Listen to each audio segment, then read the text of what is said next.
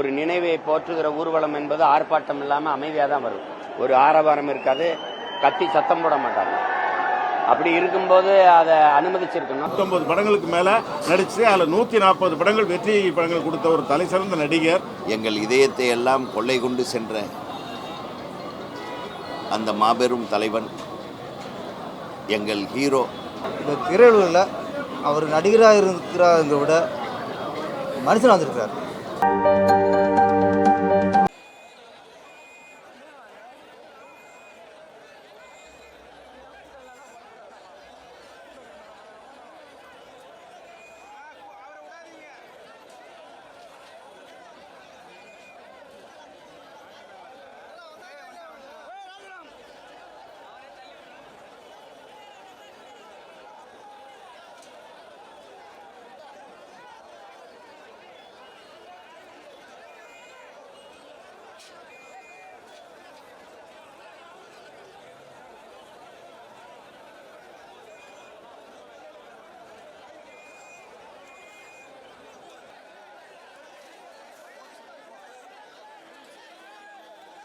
அன்பாக எல்லோராலும் கேப்டன் என்று அழைக்கப்படுகிற ஒரு மதிப்புமிக்க மனிதராக உயர்ந்து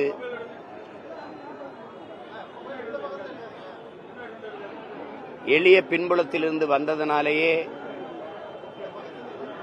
எளிய மக்கள், உழைக்கும் மக்கள், பசியோடு இருக்கிற பாட்டாளி மக்கள் மீது அதிக பாசம் கொண்டிருந்தவர். தன்னுடைய வருவாயில் ஒரு பகுதியை படிக்க வசதியில்லாத மாணவ பிள்ளைகளுக்காக செலவழித்தவர். பிரச்சனை என்று வருகிற போது அவர்கள் கொடுக்கிற மனுக்களை வாங்கிக் கொண்டு அவர்களுக்கு இயன்றவரை உதவியவர்.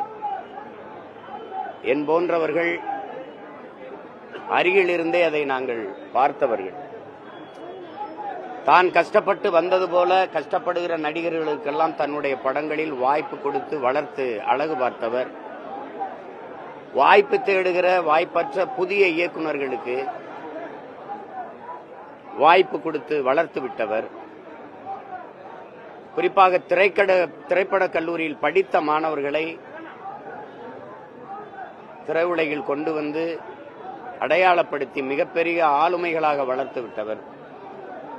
அண்ணன் ஆபாபானன், அரவிந்தராஜ், அருண் பாண்டியன், ராம்கி போன்றவர்கள் எல்லாம் இன்னைக்கு மிகப்பெரிய அடையாளமாக இருக்கிறார்கள் என்றால் அது யாராலும் மறக்கவோ மறுக்கவோ முடியாது. அது கேப்டன் அவர்களால் தான்.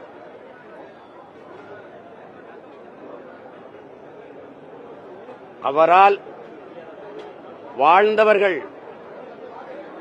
நிறைய பேர் உண்டு. ஆனால் அவரால் வீழ்ந்தவர்கள், தாழ்ந்தவர்கள், அழிந்தவர்கள் என்று ஒருவர் கூட இருக்க முடியாது. அப்படிப்பட்ட ஒரு மகத்தான மாமனிதர் நம்முடைய கேப்டன் விஜயகாந்த் அவர்கள். எல்லோரோடும் சமமாக அன்பாக பழகக்கூடியவர். படப்பிடிப்பு தளங்களிலும் சரி, பொது இடங்களிலும் சரி, யாரை சந்தித்தாலும் சம உணர்வோடு சம அன்போடு சந்திப்பார். படப்பிடிப்பு தளங்களில் இவர் தண்ணி கொடுக்கிறவர் தானே, இவர் உணவு கொடுக்கிறவர் தானே, இவர் சாதாரண தொழிலாளி தானே என்ற பாகுபாடு இல்லாது எல்லோருக்கும் சமமான மதிப்பும் அன்பும் காட்டக்கூடிய ஒரு மகத்தான மனிதர் நம்முடைய கேப்டன் விஜயகாந்த் அவர்கள். இந்த மண்ணுக்கும் மக்களுக்கும் ஏதாவது நல்லது செய்ய வேண்டும் என்கிற பேராவலில் தேசிய முற்போக்கு திராவிடர் கழகம் என்ற ஒரு அரசியல் அமைப்பை தொடங்கி, அதுவும் ஆளுமைகளாக இருந்த ஐயா கருணாநிதி அவர்கள், அம்மா ஜெயலலிதா அவர்கள் இருக்கிற போதே எதிர்த்து இருவரும் இருக்கும் போதே அரசியல் கட்சி தொடங்கியவர். அவருக்கு பிறகு நாங்கள் வந்தோம். நாங்கள் மட்டும்தான் அந்த இரண்டு பெரிய ஆளுமைகள் இருக்கும்போது அரசியல் கட்சி தொடங்கி வந்தவர்கள். அதிலே முதல் தேர்தலிலேயே 8 விழுக்காடு தொட்டு அங்கீகாரத்தை பெற்று முதல் தேர்தலிலேயே நின்ற இடத்தில் வென்று சட்டசபைக்குள் சென்று சாதித்தவர். பிறகு அடுத்த தேர்தலில் வென்று எதிர்க்கட்சி தலைவராக இருந்து திறம்பட செயலாற்றிய பெருந்தகை நம்முடைய கேப்டன் அவர்கள். அவரை பற்றி பேசிக்கொண்டே இருக்கலாம். அவ்வளவு இனிமையான நல் நினைவுகள் அவரோடு பழகிய எல்லோருக்கும் இருக்கும். அப்படி ஒரு மகத்தான மனிதரை நாம் இழந்திருப்பது என்பது மிகவும் துயரமானது.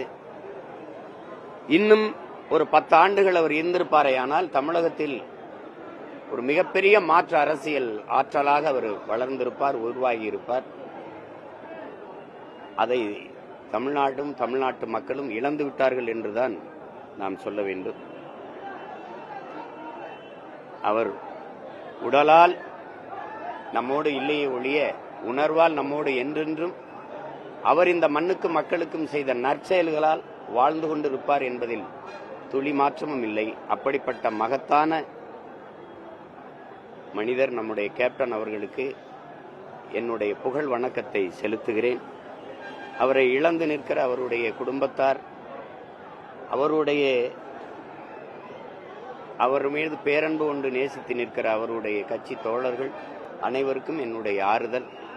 அவர்களுக்கெல்லாம் என்னுடைய அன்பை பகிர்ந்து கொள்கிறேன். நன்றி, வணக்கம். இன்னைக்கு மௌன ஊர்வலத்துக்கு அனுமதி கேட்டிருந்தாங்க தேமுதிக தரப்புல. ஆனா மௌன ஊர்வலத்துக்கு கடைசி நேரத்தில் நேற்று மாலை அனுமதி மறுக்கப்பட்டிருக்கு. காலையிலும் பேச்சுவார்த்தை நடத்தும் போது கூட அனுமதி மறுக்கப்பட்டிருக்கு. இந்த செயலை எப்படி பார்க்கணும்? இப்ப தடையை மீறி இது அவசியமற்றது. ஏன்னா நீங்க ஒரு நினைவை போற்றுகிற ஊர்வலம் என்பது ஆர்ப்பாட்டம் இல்லாம அமைதியா தான் வரும். ஒரு ஆரவாரம் இருக்காது, கத்தி சத்தம் போட மாட்டாங்க. அப்படி இருக்கும்போது அதை அனுமதிச்சிருக்கணும். அதை அனுமதிக்காததுங்கிறது அவ்வளவு பெரிய ஒரு மகத்தான மனிதருக்கு கொடுக்கிற அவமதிப்பா தான் நான் அதை கருதுறேன். அது தேவையற்றது.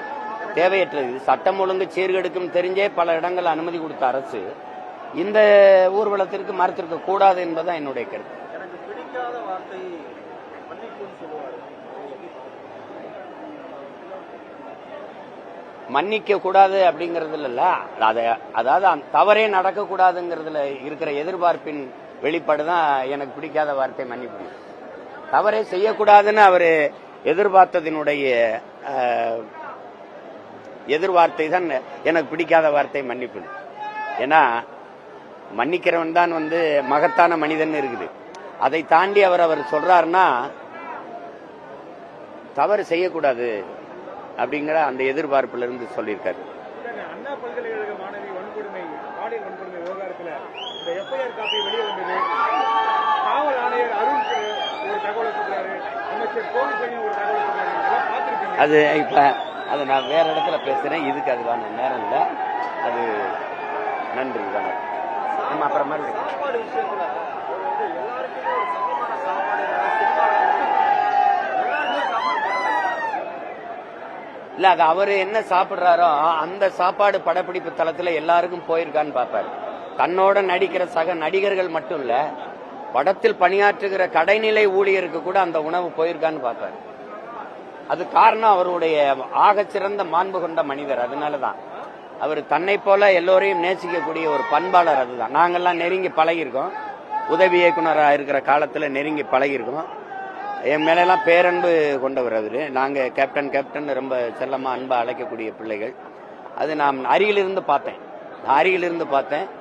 அவர் படப்பிடிப்பு இல்லாத நாட்கள்ல வீட்டுல அலுவலகத்திலிருந்து மனுக்களை வாங்கி தன்னுடைய உதவியாளர்கள்ட்ட கொடுத்து என்னென்ன பிரச்சனையோ அதெல்லாம் தீர்க்க சொல்வார். அவரால் படிச்ச IAS IPS இன்னைக்கு ஆயிரக்கணக்கான பேர் இருப்பாங்க. யாரும் அதை மறுக்க முடியாது. இப்ப எங்க ஐயா சைதை துரைசாமி அவர்கள்லாம் ஒரு அமைப்பு வச்சிருக்காங்க, மனிதநேய அறக்கட்டளை. இவர் எந்த அமைப்புமே இல்லாத பல பேரை படிக்க வச்சு உயர் அதிகாரிகளா உயர்த்தி விட்டவர். அதை நீங்க பார்த்திருப்பீங்க. அவர் மரணித்து இருக்கிற போது அவர்கள்லாம் அவருக்கு வணக்கம் செலுத்துறதுலேயும் நீங்க தெரிஞ்சிருப்பீங்க. நன்றி, நன்றி. இந்த பூலோகத்தை விட்டு சென்றவர்களுக்கு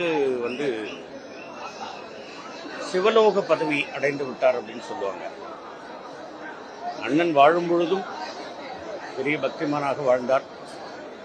எல்லோருக்கும் உணவளித்தார், உபசரித்தார், உள்ளன்போடு நேசித்தார். அப்பொழுது அவர் அளிக்கத் தொடங்கிய அந்த உணவளிக்கின்ற ஒரு விஷயம் இன்னமும் நடந்து கொண்டிருக்கின்றது. நிச்சயமாக அண்ணன் அவர்கள் ஆசீர்வாதம் எல்லோருக்கும் இருக்கும். அண்ணன் அவர்கள் புகழ் மங்கவே மங்காது. நினைக்கின்ற நேரமெல்லாம் யார் வேணாலும் இங்கே வரலாம், பார்க்கலாம், சாப்பிடலாம் அப்படின்ற ஒரு நிலையை ஏற்படுத்திவிட்டு அவர் இறைவனோடு கலந்திருக்கிறார். என்றென்றும் அவர் நம் உள்ளங்களில் வாழ்வார். அவருடைய ஆசீர்வாதம் நம் எல்லோருக்கும் கிடைக்கும்.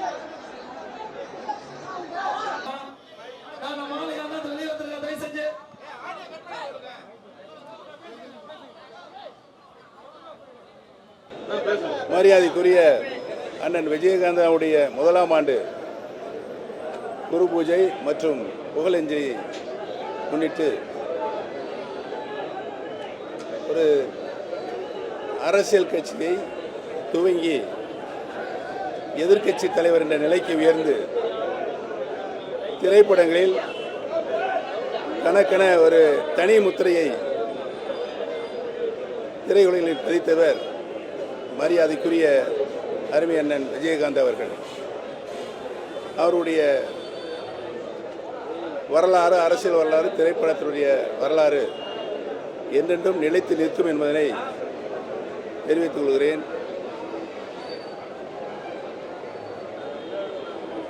அவருடைய புகழுக்கு புகழ் சேர்க்கின்ற வகையில் அனைத்து இந்திய அண்ணா திராவிட முன்னேற்ற கழகத்தினுடைய தொண்டர்கள் உரிமை மீட்புக் குழுவின் சார்பாக எங்களுடைய இதய மரியாதை அஞ்சலியை செலுத்துவதற்காக செலுத்தினோம் என்பதை தெரிவித்துக் கொள்கிறேன்.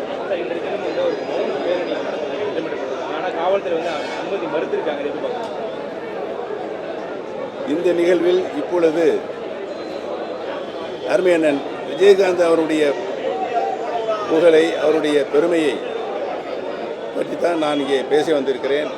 மற்றபடி அரசியல் ரீதியான கருத்துக்களை தனியாக அவருடைய மௌன பேரணி தான் இன்னைக்கு வந்து கட்சியின் சார்பில் மௌன பேரணி திட்டமிடப்பட்டிருக்காங்க. காவல்துறையிட்ட வந்து 10-20 நாளுக்கு முன்னாடி அனுமதி கேட்டிருக்காங்க. ஆனால் நேற்று வந்து அனுமதி மறுத்திருக்காங்கன்னு சொல்லி பேரணி வந்துட்டு இருக்குல்ல. இப்போ இல்லை, அனுமதி கொடுக்கல, காவல்துறை அனுமதி கொடுக்கல. பேரணி வர்றாங்க இல்லையா? இன்னும் வரல, வந்துட்டு இருக்கா சொன்னாங்க. இல்லை, ஆனால் காவல்துறை வந்து அனுமதி மறுத்திருக்காங்கன்னு சொல்லுவாங்க. அதனுடைய உண்மைத்தன்மை என்பது எனக்கு தெரியவில்லை. விசாரித்த பிறகு நான் என்னுடைய பதிலை சொல்கிறேன். வேற என்ன சொல்லுங்க? அவ்வளோதானே. நன்றி, வாழ்த்து.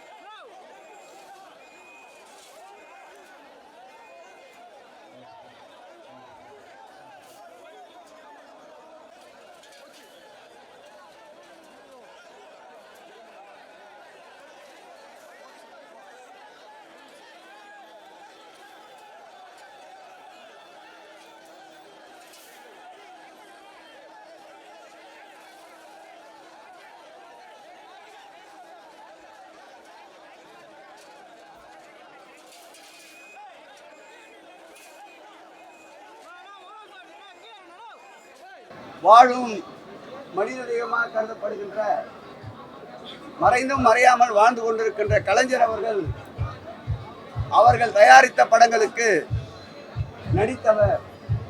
அவர் கதை வசனத்திலே மிளிரச் செய்தவர். அவர் வாழ்ந்த காலத்தில் அவர் தலைவராக இருந்தபோது கலைஞர் அவர்களுக்கு விழா எடுத்து தங்கப்பேனாவை வழங்கி சரித்திரம் படைத்தவர். அவர் கலைஞர் அவர்கள் இறந்த பிறகு வெளிநாட்டிலே மருத்துவ சிகிச்சையில் இருந்து அவர் காணொலி வாயிலாக வடித்த கண்ணீர் திராவிட முன்னேற்ற கழகம் எப்பொழுதும் மறக்காது. அவர் வெளிநாட்டிலிருந்து திரும்பி வந்தவுடன் நேராக அவர் சென்ற இடம் கலைஞர் அவருடைய நினைவிடம்தான். திராவிட முன்னேற்ற கழகத்திற்கு, திராவிட மாடல் அரசுக்கு, திராவிடம் என்ற சொல்லுக்கு அவருடைய கட்சியிலேயே அந்த பெயரை வைத்துக் கொண்டவர்.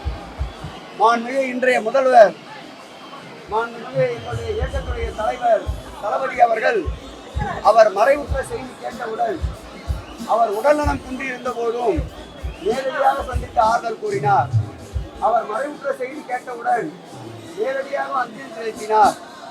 அரசு முழு மரியாதையை வழங்கினார். அவருக்கு இருக்கின்ற கலைஞர் மீது பற்றால் அதே பற்று, அதே நட்பு மாண்புமிகு இன்றைய தமிழகத்துடைய முதல்வர், திராவிட முன்னேற்ற கழக தலைவர் அவருடைய காலத்திலும் என்றைக்கும் தொடரும். அவருடைய லட்சியத்தை இன்றைக்கு அந்த கட்சியினுடைய பொறுப்பை ஏற்றுக் கொண்டிருக்கின்ற அவருடைய அன்பு தோழியார் சகோதரி பிரேமலதா அவர்கள் தொடர்ந்து வழிநடத்தி செல்ல எல்லாம் வல்ல இறைவனும் இயற்கையும் அவருக்கு துணை இருக்கவில்லை.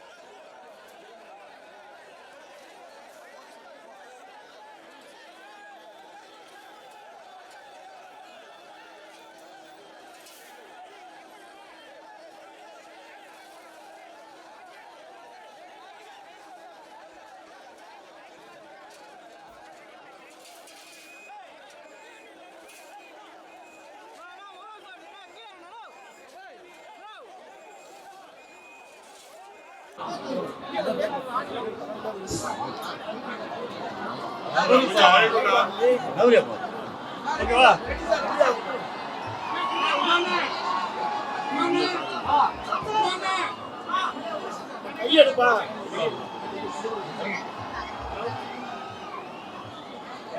தலைவர் கேப்டனுடைய முதலாம் ஆண்டு குரு பூஜையை முன்னிட்டு இந்த வருகை தந்துள்ள பத்திரிகை மற்றும் தொலைக்காட்சி நண்பர்களுக்கு எங்களுடைய தலைவர்கள் சார்பில் என்னுடைய வணக்கத்தை தெரிவித்துக் கொண்டு இன்றைய தினம் தலைவருடைய இந்த குரு பூஜைக்கு தமிழகத்தில் இருக்கின்ற அனைத்து கிளைகளிலும் இன்று தலைவருடைய குரு பூஜை சிறப்பாக செய்யப்பட்டு வருகிறது. இந்த நேரத்தில் தலைமை கழகத்தில் இன்று காலை மௌன ஊர்வலத்துக்கு தமிழகத்துடைய போலீஸ் அதிகாரிகள் அனுமதி கேட்டிருந்தோம். இந்த மாதம் டிசம்பர் 5ஆம் தேதி அந்த மனு கழகத்தினுடைய துணை செயலாளர் பார்சாதி அவர்கள் போலீஸ் அதிகாரிகள் கொடுத்தார். கிட்டத்தட்ட 20 நாள் கழிச்சு நேற்று மாலை 5 மணிக்கு மேல வந்து பேரணிக்கு மறுக்கப்படுகிறது என்று அந்த செய்தி எங்களுக்கு சொன்னாங்க. எங்களுக்கு நாங்கள் கேட்டோம், இந்த நேரத்தில் எங்களுக்கு கொடுத்தீங்கன்னாக்கா, நீங்க முன்னாடியே கொடுத்திருந்தாக்கா நீதித்துறையை கண்டிப்பாக சென்று அது பெற்று போனாங்க. அதுக்கு பிறகு இது காலையில் வந்து எங்களுக்கு மறுக்கப்பட்டது. நாங்களும் போலீஸருடைய ஏற்றுக்கொண்டு அந்த ஊர்வலத்தை நாங்கள் நடத்தவில்லை. அங்கிருந்து நாங்கள் நடந்து வந்துள்ளோம். எங்களுடன் இந்த வருகை தந்த அனைத்து தொண்டர்களுக்கும் இது தெரிகிறது. பத்திரிகை நண்பர் உங்களுக்கும் தெரியும் நடந்தது. அரசியல் பழிவாங்கும் நடவடிக்கை முதலமைச்சருக்கு வைக்கலாங்க. போலீஸ் தான் இதுக்கு வந்து போலீஸுக்கு தான் பர்மிஷன் வாங்கணும். அவங்க சொன்னது வந்து எக்மோரில் தான் செய்யணும்னு கேட்டாங்க. அதாவது நேற்று மாலை சொல்கிறாங்க எங்களுக்கு. நான் ஒரே ஒரு கேள்வி மட்டும் கேட்டேன், நாங்கள் எந்த கட்சிக்கும் நாங்கள் வந்து எதிர்ப்பு காட்டல. நாங்கள் இதே திமுக அதிமுக மறைந்த தலைவர்கள் அண்ணாவுக்கும் சரி, எம்ஜிஆர் அவர்களுக்கும் சரி, கலைஞர் அவர்களுக்கும் சரி, ஜெயலலிதா அவர்களுக்கும் சரி, 2 கட்சிகளும் வந்து மௌன ஊர்வலம் வந்து அங்கே போகிறாங்க. அங்கே நாங்கள் இது வரைக்கும் நாங்கள் எந்த அப்ஜெக்ஷன் சொன்னது கிடையாது. நான் ஒன்று கேட்டேன், அங்கே தரீங்க ஏன் இங்கே தர மாட்டேன்றீங்க? இதுதான் என்னோட கேள்வி. அவங்களுக்கு தரும்போது திமுக அதிமுகவுக்கு அந்த பேரணியை வந்து அவங்க கொடுக்கும்போது தேமுதிக ஏன் மறுக்கப்படுகிறது?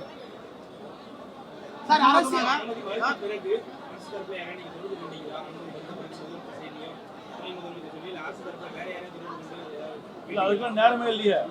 நாங்கள் 8:30 மணிக்கு ஆரம்பிக்கும் போது நாங்கள் போலீஸுக்கு நாங்கள் டைம் கேட்டுருந்தோம். போலீஸ் அதுக்கு ஒத்துக்கலாது. இது நாங்கள் வந்து அரசை பற்றி சொல்லலாங்க. போலீஸ் டிபார்ட்மெண்ட்டை எங்களுக்கு முன்னாடியே கொடுத்துருந்தா நாங்கள் அடுத்த கட்ட நடவடிக்கை போயிருப்போம். இதே நேற்று காலையில் சொல்லியிருந்தாக்கா நாங்கள் முதலமைச்சர் சந்தித்து இந்த பர்மிஷன் கேட்டு போனாங்க. எங்களுக்கு நேற்று மாலை சொன்னதுனால எங்களுக்கு டைம் இல்லை எங்களுக்கு. ஓகே.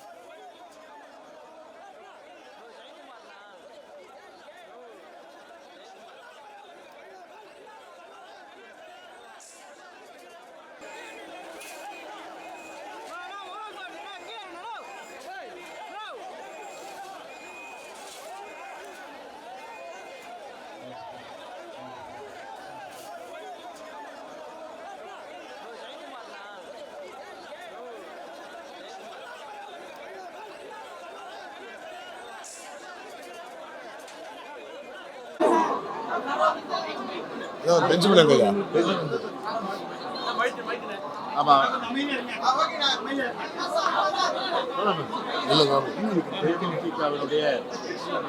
நிறுவன தலைவரும் சட்டமன்றத்தில் மாண்புமிகு எதிர்கட்சி தலைவராக இருந்து சிறப்பான முறையிலே பணியாற்றியவரும் தமிழ்நாடு முழுவதும் தேசிய முற்போக்கு திராவிட கழகத்தின் சார்பில் ஏகோபித்த எங்களுடைய அபிமானத்தை பெற்றவரும் நம்பிக்கையை பெற்றவரும் அது மட்டும் இல்லாமல் பொதுமக்கள் இன்றைக்கும் போற்றி புகழக்கூடிய வகையில் கேட்கும் தேசிய முற்போக்கு திராவிட கழகத்தின் நிறுவன தலைவர் எங்களுடைய பாசத்திற்கும் அன்பிற்கும் ஆலோசனை டாக்டர் விஜயகாந்த் அவருடைய முதலாம் ஆண்டு நிறைவு தினம்.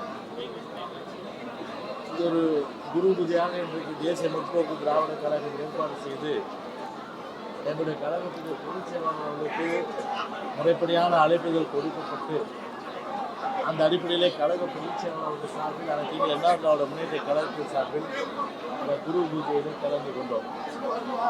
நம்முடைய கேப்டன் சார், அதாவது நம்முடைய விஜயகாந்த் அவர்களுடைய சகோதரை பற்றி நான் குறிப்பிடணும்னு சொன்னால் 3 விஷயம் நான் நேரத்தில் பேசினோம். ஒன்று, சட்டமன்றத்தில் நான் பேரவைத் தலைவராக, அதாவது சபாநாயகர் என்ற காலகட்டத்தில் அந்த தினம் மாண்புமிகு எதிர்கட்சி தலைவராக இருந்து அந்த பணியாற்றியது. இரண்டாவது, இது புரட்சி தலைவி அம்மா அவர்கள் அன்றைக்கு நம்முடைய, அதாவது மனித உரிமைகள் ஆணையத்துடைய தலைவரை நியமிக்கவும், அதே போன்று information commissioner, public information commissioner இதை நியமிப்பதற்கு எதிர்கட்சி தலைவரும் அந்த உறுப்பினர் அடிப்படையில் அவர் அன்றைக்கு அவருடைய அந்த நிலைப்பாடு. அது மட்டும் இல்லாமல் பேரவை காலத்தில் அவர் எப்படி நடந்தார் என்பதை இந்த நேரத்தில் கண்டிப்பாக நினைவு கூர்ந்தாக வேண்டும். பொதுவாகவே ஒரு பேரவைத் தலைவர் என்பது வெறுப்பு இல்லாமல் இருக்க வேண்டும். ஆனால் இன்றைக்கி இருக்கிற பேரவைத் தலைவர் அப்படி இருக்காரான்னா கண்டிப்பாக கிடையாது. ஆனால் அன்றைக்கு இதே புரட்சி தலைவர் அம்மா அவர்கள் பேரவைத் தலைவராக அன்றைக்கு என்னை பணியாற்ற அனுமதித்த போது அன்றைக்கு வெறுப்பு இல்லாமல் எல்லோருக்குமே அந்த வாய்ப்பு அளித்தோம். குறிப்பாக கேப்டன் அண்ணன்கிட்ட, அதாவது விஜயகாந்த் அண்ணன் என்ன பிடிச்சதுன்னா, ஒரு கோபம் இருக்கிறது தான் ஒரு குணம் இருக்கும் என்று சொல்லுவார்கள். பொதுவாகவே பார்த்தீங்கன்னா அவ்வளோ ஒரு இலக்கிய குணம், அதாவது பிறருக்கு அட்ஜஸ்ட் பண்ணுற அந்த ஒரு பண்பாடு அவருக்கு நான் பார்த்தேன். பொதுவாகவே எதிர்கட்சி தலைவர் இருக்கும்போது அவருக்கு நேரமாக நம்ம சொல்ல முடியாது. இப்போ இருக்கிற பேரவைத் தலைவர் எதிர்கட்சி தலைவரே பேச விடுறதுல அது வேறு விஷயம். ஆனால் அன்றைக்கு பேரவைத் தலைவர் அந்த காலகட்டத்தில் புரட்சி தலைவி அம்மா அவர்கள் ஒரு காவல்துறை மானியமாக இருக்கட்டும், அதே மாதிரி கவர்னர் உரையாக இருக்கட்டும், அந்த கவர்னர் உரையாக புரட்சி உள்துறை மானியமாக இருக்கட்டும், அதுக்கு அம்மா பதில் சொல்லுவாங்க. அப்படி பதில் சொல்லும்போது பொதுவாக அம்மா பொறுத்தவரையில் ஒரு நேரம் காலம் பார்க்குறவங்க, குறித்த நேரத்தில் ஆரம்பித்து குறித்த நேரத்தில் முடிக்கணும்னு இது எனக்கு தெரியும். அப்போது ஒரு குறிப்பிட்ட நேரத்தில் ஆரம்பித்து குறிப்பிட்ட நேரத்தில் முடிக்கும்போது அன்னைக்கு ஃப்ரண்ட் லைனில் இருக்கிற லீடர்ஸில் பொதுவாக எதிர்கட்சி தலைவர் கடைசியாக பேசணும். அது எதிர்கட்சி தலைவர் கடைசியாக பேசும்போது அவர் எவ்வளோ நேரம் வேணாலும் எடுத்துக்கலாம். ஆனால் பேரவைத் தலைவருக்குள்ள கஷ்டம் என்னென்னா, அம்மாவை குறித்த நேரத்தில் நாங்கள் பேசுறதுக்கு நான் அழைக்கணும். அப்போ என்னுடைய அறைக்கு பேரவைத் தலைவருக்கு கேப்டன் அண்ணனை வர வைப்பேன். நாங்கள் கொஞ்சம் வாங்க அப்படின்னு அவர் வருவார். என்ன சார் தான் கூடுவார், நான் அண்ணன் கூப்பிடுவேன், ஆனால் அவர் என்ன சார் தான் கூப்பிடுவார். கூப்பிட்டு நான் சொல்லுவேன், இந்த மாதிரி அம்மா பொறுத்தவரையில் ஒரு 11 மணிக்கு ஆரம்பிக்கணும்னு நினைக்கிறாங்க. அந்த டைம் கொஞ்சம் ஒரு 11:30 வச்சிங்களா, 11:30 மணிக்கு ஆரம்பிக்கணும்னு நினைக்கிறாங்க. ஆனால் நீங்கள் தான் கடைசியாக பேசுவீங்க. அதாவது உங்களுக்கு எவ்வளோ நேரம் வேணும்னு கேட்பேன் முதல்ல. ஆனால் அவர் நினச்சிருந்தா சொல்லலாம். அதெல்லாம் என்னை கட்டுப்படுத்த முடியாது. நான் எதிர்கட்சி தலைவர், நான் எவ்வளோ நேரம் வேணாலும் பேசுவேன். நீங்கள் எப்படி என்னை கூப்பிடலாம், என்னை நீங்கள் இந்த கருத்து சொல்லலாம். ஆனால் அவர் சொல்லவே இல்லை. இது ஒரு பெரிய ரகசியம் நான் சொல்கிறேன். உடனே என்ன சொன்னார் தெரியுமா, ஸ்பீக்கர் சார் அதுக்கு என்ன நீங்கள் எப்போ சொல்லி முடிக்கிறேன், இல்லை உங்களுக்கு உரிய அந்த நேரம் எவ்வளோ தேவைன்னு சொல்லுவேன், 1/2 மணி நேரம் போதும் அப்படின்னாரு. அந்த 1/2 மணி நேரத்துக்குள்ளே நான் முடிச்சிருந்தேன். அப்போ அதுக்கேற்ற மாதிரி நான் வந்து 1/2 மணி நேரம் ஒதுக்கி அவரே சொல்லுவார் ஐடியா. நான் வந்து கொஞ்சம் அப்படியே பேச்சு இழுத்துட்டு போகும்போது எனக்கு ஏதாவது ஒரு சிக்னல் கொடுங்க அப்படின்னு வருவார். அப்போ வந்து என்ன பண்ணுவேன்னா, முடிக்கிற மாதிரி இருக்கும்போது கொஞ்சம் ஏதாவது ஒரு சிக்னல் நான் காமிப்பேன். பக்கத்தில் இருக்கிற எதிர்கட்சி தலைவர்கிட்ட எதிர்கட்சி துணைத் தலைவர் சொல்லி கொஞ்சம் அப்படி சொல்லுங்கன்னு சொல்லிட்டு கரெக்டாக வந்து முடிச்சிடுவார். அது வந்து என்னால் நிச்சயமாக அந்த ஒரு சூழ்நிலையை மறக்க முடியாது. அம்மாவும் கரெக்டாக மாண்பு முதலமைச்சர் அவர்கள் இப்பொழுது பதிலுரை வழங்குவார் சொல்லிட்டு கரெக்டாக முடிச்சிருக்கோம். ஸோ எவ்வளோ பெரிய கோஆப்ரேஷன். ரெண்டாவது இந்த ஹியூமன் ரைட் கமிஷன், அதே போல் இன்ஃபர்மேஷன் கமிஷனருக்கு செலெக்ஷன் பண்ணணும். அதில் எதிர்கட்சி தலைவருடைய பங்கு. அம்மா தான் வந்து சிஎம் அடிப்படையில் தலைவர், நான் ஒரு உறுப்பினர் வேறு, 3 பேர் தான். அப்போ வந்து அப்போ அம்மா கேட்குறாங்க, என்ன இந்த மாதிரி அவர் கேப்டன் சார் சொல்லி நீங்கள் வந்து யாரையாவது நீங்கள் வந்து மைண்டில் வச்சுருக்கீங்க, நீங்கள் யாராவது அதாவது வந்து இன்ஃபர்மேஷன் கமிஷனாவோ இல்லை ஹியூமன் ரைட் கமிஷனாவோ. ஆனால் அவர் சொன்னது அந்த மாதிரி எண்ணெல்லாம் எனக்கு கிடையாது. அம்மா என்ன டிசைட் பண்ணுறீங்களோ அதுக்கு நான் உட்காந்து சொல்கிறேன். இப்படிதான் வந்து அவர் வந்து அம்மாவுக்கும் கோஆப்ரேட் பண்ணார். என்ன ஒரு பெரிய ஒரு துரதிருஷ்டவசமான ஒரு நிகழ்வு சட்டமன்றத்தில் ஏற்பட்டுச்சுன்னா பல பேருக்கு தெரியாது. அது ஒரு துரதிருஷ்டவசமான சம்பவம். ஒரு பெரிய திமுக கூட 3வது இடத்துக்கு போயிடுச்சு 2011. ஆனால் அன்றைக்கி பிரதான எதிர்கட்சியாக இருந்து நல்லா சுமூகமாக போயிட்டு இருந்தது. அன்றைக்கி ஒரு விவாதம், அன்றைக்கி அந்த விவாதத்தில் நல்ல ஒரு ஹீட்டட் ஆர்குமெண்ட்டாக வந்து பார்த்தீங்கன்னா அம்மாவும் சரியான வகையில் பார்த்தீங்கன்னா அவர் வைக்கிற கேள்வி பதில் சொல்கிறாங்க, அவரும் கேள்வி கேட்குறாரு, போயிட்டுருக்கு. ஆனால் இது நடுவில் ஒருத்தர், அதாவது வேற்று கட்சியிலேருந்து கட்சியில் வந்தவர், கோயம்புத்தூர்கார், அவர் பேரெல்லாம் சொல்லி நான் மனசுக்கு கஷ்டப்படுத்தவருமில்ல, அது யாருன்னு நீங்கள் சர்ச் பண்ணி பார்த்தீங்க. அந்த வேற்று கட்சிக்கார் வந்து கட்சியில் இணைஞ்சு அம்மாவும் பெருந்தன்மையாக சீட்டு கொடுக்குறாங்க. அவர் வந்து பின்வரிசையில் இருந்துட்டு அன்னைக்கு வந்து எழுந்து போயிட்டு ஒரு தகாத வார்த்தை சொல்லும்போது அந்த நேரத்தில் தான் அவர் சடன் ப்ரோவோகேஷனாக அந்த பிரச்சனை உருவாயிடுச்சு. இல்லைன்னா உருவாக்குறதுக்கு காரணம் இப்போ அவர் எங்கள் கட்சியில் இல்லை, திரும்பி வேறு கட்சியில் சொல்லிட்டார் நினைக்கிறாங்க. அப்படி அந்த சம்பவமே வந்து ஒரு நடைபெறதுக்கு வாய்ப்பு இல்லை. ஆனால் அந்த ஒரு நபரை வந்து அன்னைக்கு தேவையில்லாமல் அன்னைக்கு கையை நீட்டி அவர் ஒரு சில வார்த்தைகள் பேச அதனால வந்து பெரிய ஒரு கலவரம் ஏற்படுற சூழ்நிலை ஆகிப்போச்சு. ஒரு ஸ்பீக்கர் என்ன பண்ணுவாங்க, பொதுவாக ஸ்பீக்கருக்கு ஒரு பட்டறிவு இருக்குது, ஒரு சமயோசித புத்தி இருக்குது.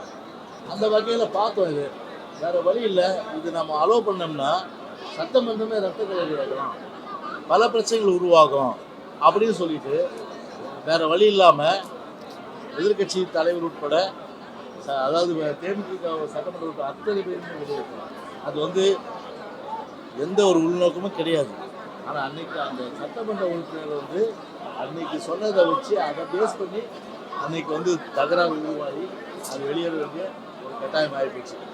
அந்த மாதிரி பார்த்தா அப்போ கூட பின்னாடி வந்து பண்ருட்டி ராமச்சந்திரன் அவர் வந்து ஒரு கட்டத்தில் என்னை பார்க்கும்போது கூட சொன்னார், தம்பி ஆஸ் எ ஸ்பீக்கராக நான் அப்சர்வ் பண்ணுறதுல நீங்கள் எடுத்த முடிவு தான் சரி. நீங்கள் அந்த நேரத்தில் நீங்கள் வந்து எந்த முடிவும் அந்த முடிவு வந்து வெளியேற்றுவீங்க இல்லை பல பிரச்சனைகள் வந்து சட்டமன்றத்தில் 2 தரப்புக்கு உருவாகிருக்கணும். ஆனால் சமயோசிதமாக நீங்கள் அதை செஞ்சீங்க, வேறு வழி இல்லை, நீங்கள் செஞ்சது கரெக்டுன்னு சொன்னார். அதனால் அதெல்லாம் இன்றைக்கி வந்து நினைவு கூர்ந்து அவர் வந்து ஒரு என்னுடைய அம்மாவுக்கு வந்து எந்த அளவுக்கு வந்து கோஆப்ரேட் பண்ணார், சட்டமன்றத்தை கோஆப்ரேட் பண்ணார். அந்த வகையில் எதிர்கட்சி தலைவராக வந்து தன்னுடைய பணியை சிறப்பான முறையில் ஆற்றியவர்.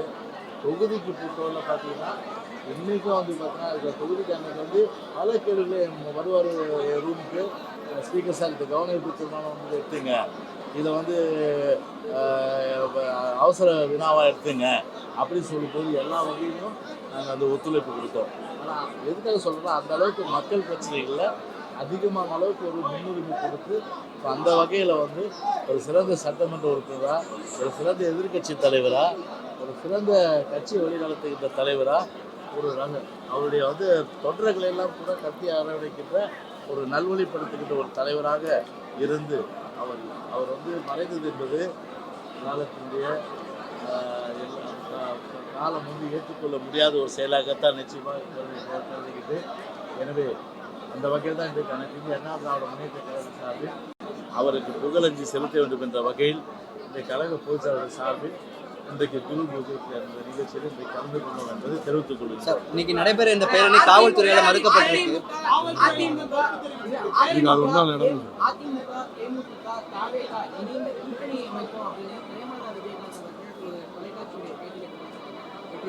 இல்லை தம்பி, ஒரு விஷயம் நீங்கள் தெரிஞ்சுக்கணும்.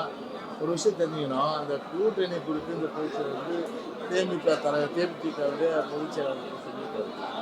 இது வந்து குரு பூஜை வந்து நிகழ்ச்சி. ஸோ இந்த நிகழ்ச்சியில் வந்து அரசியல் நிகழ்வு பேசுறதுல அவ்வளோ சொல்லியிருக்காரு. நீங்கள் கேட்டீங்களா கேள்வி? காவல்துறை மறுப்பு தெரிவித்து அதுதான் கேள்வி. அதுதாங்க இப்போ ஒரு சேடிஸ்ட் அரசாங்கம் வந்து திராவிட முன்னேற்ற கழக அரசாங்கம். காவல்துறை வந்து குறை சொல்லணும். காவல்துறை வந்து எல்லாமே வந்து பந்தோபஸ்துலேருந்து ப்ரொடெக்ஷன்லேருந்து அறைகளுக்கு ஏற்பாடு பண்ணுறது வந்து எல்லா கொடுக்கும் ரெடி. ஆனால் சுவிட்ச் எங்கே இருக்குது? சுவிட்சை போட்டதான் தெரியும். சுவிட்ச் ஸ்டாலின் இருக்கு. அப்படியே உடையா அப்படின்னு அவர் இறந்தப்போ பொதுச் செயலாளர் நாங்கள்லாம் வந்தோம். எவ்வளோ கஷ்டங்க, எதிர்த்து தள்ளிட்டாங்க. அப்போ ஒரு யாருடைய பொறுப்பு? அரசு உள்துறை கையில் வைத்திருக்கின்ற ஸ்டாலினுடைய பொறுப்பு. அவர் என்ன பண்ணிருங்க, உள்துறை செயலாளர் வச்சு லட்சம் மக்கள் வருவாங்க. ஒரு கூட்டம் வந்து நம்ம முறைப்படுத்தி அரேஞ்ச் பண்ணோம். அதுக்கு வேண்டிய ஏற்பாடு செய்யணும். அது பெரிய அளவுக்கு விமர்சனங்கள் பத்திரிகைகள் வந்த பிறகு தான் மறுநாள் வந்து பார்த்தீங்கன்னா அந்த ஏற்பாடு பண்ணாங்க. முதல் நாள் அந்த ஏற்பாடு பண்ணல. முதல் நாள் நாங்கள் உடனடியாக வந்தோம். பூச்சார் நாங்கள்லாம் அவ்வளோ சிரமப்பட்டோம். சரி, அது ஒரு பக்கம் அன்றைக்கி வந்து விமர்சனத்துக்கு ஆளாச்சு. அவருடைய மரணத்தில் ஒரு ஏற்பாடு பண்ணல. அவருடைய கைடன்ஸில் யார் ஸ்டாலினுடைய கைடன்ஸில் போலீஸ் இன்ஆக்டிவாக ஆகிப்போச்சு. இப்போ இன்னைக்கு லட்சம் தொண்டர்கள் வராங்க தமிழ்நாடு முழுவதும். ஒரு முறைப்படுத்துகிற அந்த வேலையை இன்னைக்கு ஏன் ஸ்டாலின் உள்துறை கையில் வச்சுருக்காரு? ஒரு உள்துறை செயலாளரை வச்சு ஒரு கூட்டம் போட்டு தேசிய முற்போக்கு திராவிட கழக நிறுவன தலைவர் குரு பூஜை நடத்துறாங்க. அவ்வளோ பேர் லட்சம் மக்கள் வருவாங்க. ஒரு ஏற்பாடு பண்ண சொல்லிட்டு அவர் சொல்லியிருந்தாங்கன்னா காவல்துறை வந்து என்ன பண்ணியிருக்கோம்? இன்னைக்கு முழுமையான அளவுக்கு காவலர்கள் இறக்கி விட்டு ஒழுங்குபடுத்தியிருக்க மாட்டியா? காவல்துறை கைகள் கட்டப்பட்டு காவல்துறை குறை சொல்கிறேன், ஆள்பவர்கள் தான் குறை சொல்கிறேன், உள்துறை குறை சொல்கிறேன். அந்த அளவுக்கு இன்னைக்கு நாங்கள் வரும்போது கூட இன்னைக்கு பாருங்க, இன்னைக்கு கஷ்டப்பட்டு இன்னைக்கு வந்து எல்லாமே இன்னைக்கு வந்து பெரிய அளவுக்கு சிரமப்பட்டு தான் இன்னைக்கு குரு பூஜையில் கலந்து கொள்ள வேண்டிய ஒரு சூழ்நிலை இருந்துச்சு. அதான் விஷயம்.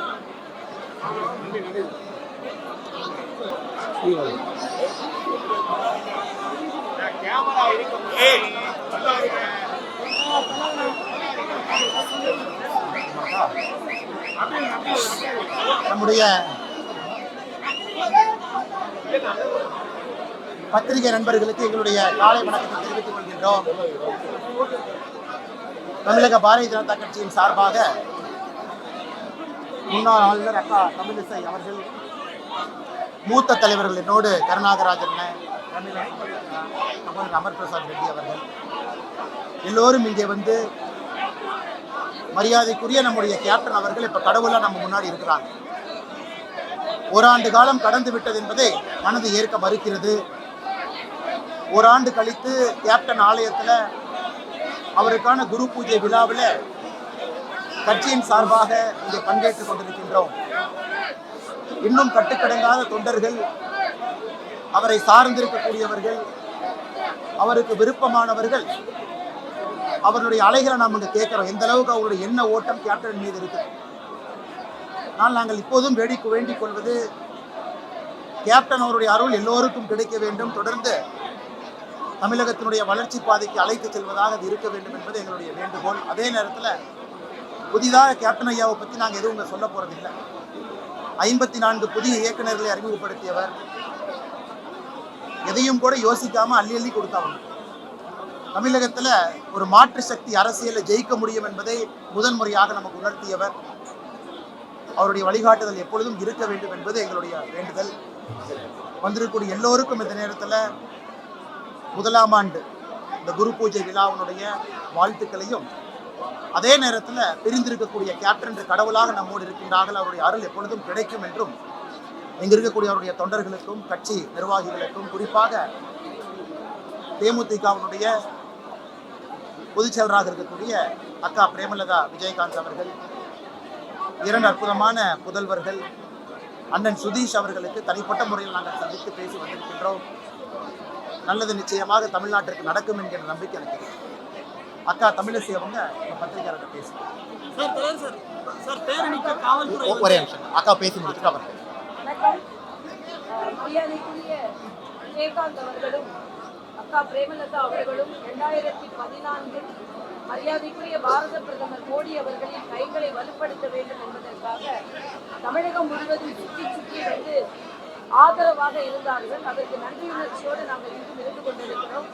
மரியாதைக்குரிய விஜயகாந்த் அவர்களும் சரி, அக்கா பிரேமலதா அவர்களும் சரி, ஒரு அரசியலை தாண்டி என்னோடு அன்பாக பழகக்கூடியவர்கள். அண்ணன் விஜயகாந்த் அவர்கள் என்னை தங்கச்சி என்று தான் அழைப்பார்கள். அக்கா பிரேமலதா அவர்களை நாங்கள் 2 பேருமே அக்கா என்று அழைத்துக் கொள்வோம். ஒரு ஈடுபாடோடு உள்ள குடும்பம், மக்களுக்கு ஏதாவது நல்லது செய்ய வேண்டும் என்ற குடும்பம். இன்று ஒருவர் மறைந்த பின்பும் லட்சக்கணக்கான தேமுதிக தொண்டர்கள் மட்டுமல்ல பொதுமக்களும் இது அதிகாலையில் இருந்து இந்த குரு பூஜைக்கு வருகிறார்கள் என்றால் அவர் எந்த அளவிற்கு அவர் மக்கள் மீது அன்பு வைத்திருந்தார், மக்கள் எந்த அளவிற்கு அவர் மீது அன்பு வைத்திருந்தார் என்பது தெரிகிறது. இன்னொன்று, திரையுலகத்தை சார்ந்தவராக இருந்தாலும் வெளிப்படையாக மக்களோடு மக்களாக அனைத்து நிகழ்ச்சிகளிலும் கலந்து கொண்டு மக்களின் அரசியல்வாதியாகவே அவர் வலம் வந்தார். அது மட்டுமல்ல, திரைப்படத்துறையினருக்கும் அத்தனை உதவிகளையும் அவர் செய்தார். அவருக்கு அஞ்சலி செலுத்துவதில் நானும் மாநில தலைவர் அவர்களோடு சேர்ந்து வந்து இங்கே அஞ்சலி செலுத்துவது, எங்கள் கட்சி தொண்டர்கள் அனைவரோடும் வந்து அஞ்சலி செலுத்துவதை நாங்கள் பெருமையாக கருதுகிறோம். அவர் விதைத்த விதை, தேசிய விதை, ஒரு விருட்சமாக வந்து அது மக்களுக்கு உதவிகரமாக இருக்க வேண்டும் என்பதை நான் இங்கே அனுமதி பெற்றிருந்தாங்க.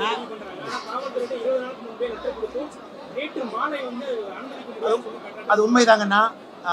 சுதீஷன் அவர்கள் நம்ம அலுவலகத்துக்கு வந்த பொழுது அன்னைக்கே சொன்னாங்க, டிசிபி தலைமையில் ஒரு கமிட்டி மீட்டிங் நடந்துச்சு. அன்னைக்கே அந்த பிளான் எல்லாம் சொன்னாங்க. 1 கிலோமீட்டர் தூரம் பேரணி இருக்கும், அதன் பிறகு நீங்களாம் வரணும். அவங்க அழைப்புதல் கொடுக்கும் பொழுதே பேரணி இருக்கும், இந்த நேரத்துக்கு வாங்கன்னு சுதீஷன் கட்சியிலிருந்து சொன்னாங்க. அப்படி இருந்து கூட ஆச்சரியம் அளிக்கிறது, இந்த நிகழ்வுக்கு ஒரு நாள் முன்பே சாயங்காலம் தொண்டர்கள் எல்லாம் தயாராயிட்டாங்க, எல்லா இடத்துலேருந்து வண்டியில் வர்றாங்க. ஒரு இரவுக்கு முன்னால் அனுமதி மறுப்புன்னு சொல்வது ஏற்றுக்கொள்ள முடியாது, முதல்லயே சொல்லலாம். ஏன்னா இன்னைக்கு தமிழக காவல்துறையை பொறுத்தவரை ஒரு நாள் நைட்டில் சொன்னா தான் அவங்க எப்படி கோர்ட்டுக்கு போவாங்க, எப்படி அனுமதி வாங்குவாங்க, அதை பார்த்துடலாம் என்பதற்காக கொடுக்கப்பட்டது போல் தெரிகிறது. அதனால் இதை நாங்கள் கண்டிக்கின்றோம். முதலாம் குரு பூஜை விழாவுக்கு 1 கிலோமீட்டர் பேரணி கேட்குறாங்க, எந்த பிரச்சனையும் இல்லாமல் வர்றாங்க. இத்தனை தொண்டர்கள் இங்கே இருக்கிறாங்க. இத்தனை தொண்டர்களை நீங்கள் ஒரு பேரணியில் அமைதியான வழியில் கொண்டு வந்துட்டாவே பாதி பிரச்சனை முடிஞ்சது. எல்லாரும் வந்து அமைதியாக பார்த்துட்டு போயிடுவாங்க. அதற்கும் வழி கொடுக்கலன்னா தொண்டர்கள் எல்லோரும் சிதறி வெளியே இருக்கிறாங்க. அதனால் காவல்துறை இன்னும் கொஞ்சம் அதை பெட்டராக ஹேண்டில் பண்ணியிருக்கணும், அதை சரியாக ஹேண்டில் பண்ணல. ஆனால் எங்களுடைய வன்மையான கண்டனங்களையும் நாங்கள் பதிவு செய்கின்றோம். மறைந்த முதலமைச்சர்கள் ஜெயலலிதா, கலைஞருக்கெல்லாம் வந்து பேரணி நடத்த அனுமதி கொடுக்குறாங்க. இந்த விஷயத்துல ஒரு அரசியல் பழிவாங்கும் நோக்கம் இருக்குன்னு நினைக்கிறேன். ஆனால் பழிவாங்கும் நோக்கம் என்று சொல்வதை விட அதை தாண்டி இன்னும் நான் பார்க்குறேங்கண்ணா. முதலாம் குரு பூஜை தமிழ்நாடு முழுவதும் வர்றாங்க. 1 கிலோமீட்டர் பேரணி. அவங்க அந்த நகரம் முழுவதும் போகணும், 50 கிலோமீட்டர் போகணும்லாம் கேட்கல, 1 கிலோமீட்டர் கேட்குறாங்க. அது இந்த பாலத்து மேலே ஏறி இறங்கணும், டிராஃபிக் அழகாக டைவர்ட் பண்ணலாம், எந்த பிரச்சனையும் இல்லாமல் பண்ணலாம். அதனால் நிச்சயமாக இது ஒரு அரசியல் காழ்ப்புணர்ச்சியாகத்தான் நாங்கள் பார்க்கிறோம். அது முதலமைச்சருக்கே போய் பத்திரிகை கொடுக்குறாங்க.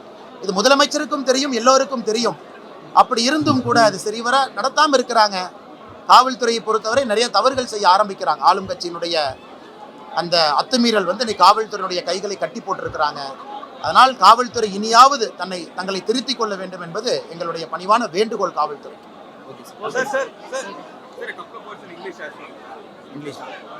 அண்ணா உங்க மைக் எங்கண்ணா இருக்கு? Today is the first anniversary of our beloved Captain Sri Vijayakanth Avargal, a man who always stood for the masses, who has introduced 54 directors to Tamil cinema, who always took extreme care and well-being about the people who are part of the film industry. He has done many hats, and one of the most important being the head of a political party. He has shown in Tamil Nadu a third force is possible. So today our former governor Tamilisai Akka, myself and all the leaders we have come here to pay homage to Captain Vijaykanth on the first anniversary in the Captain Alayam.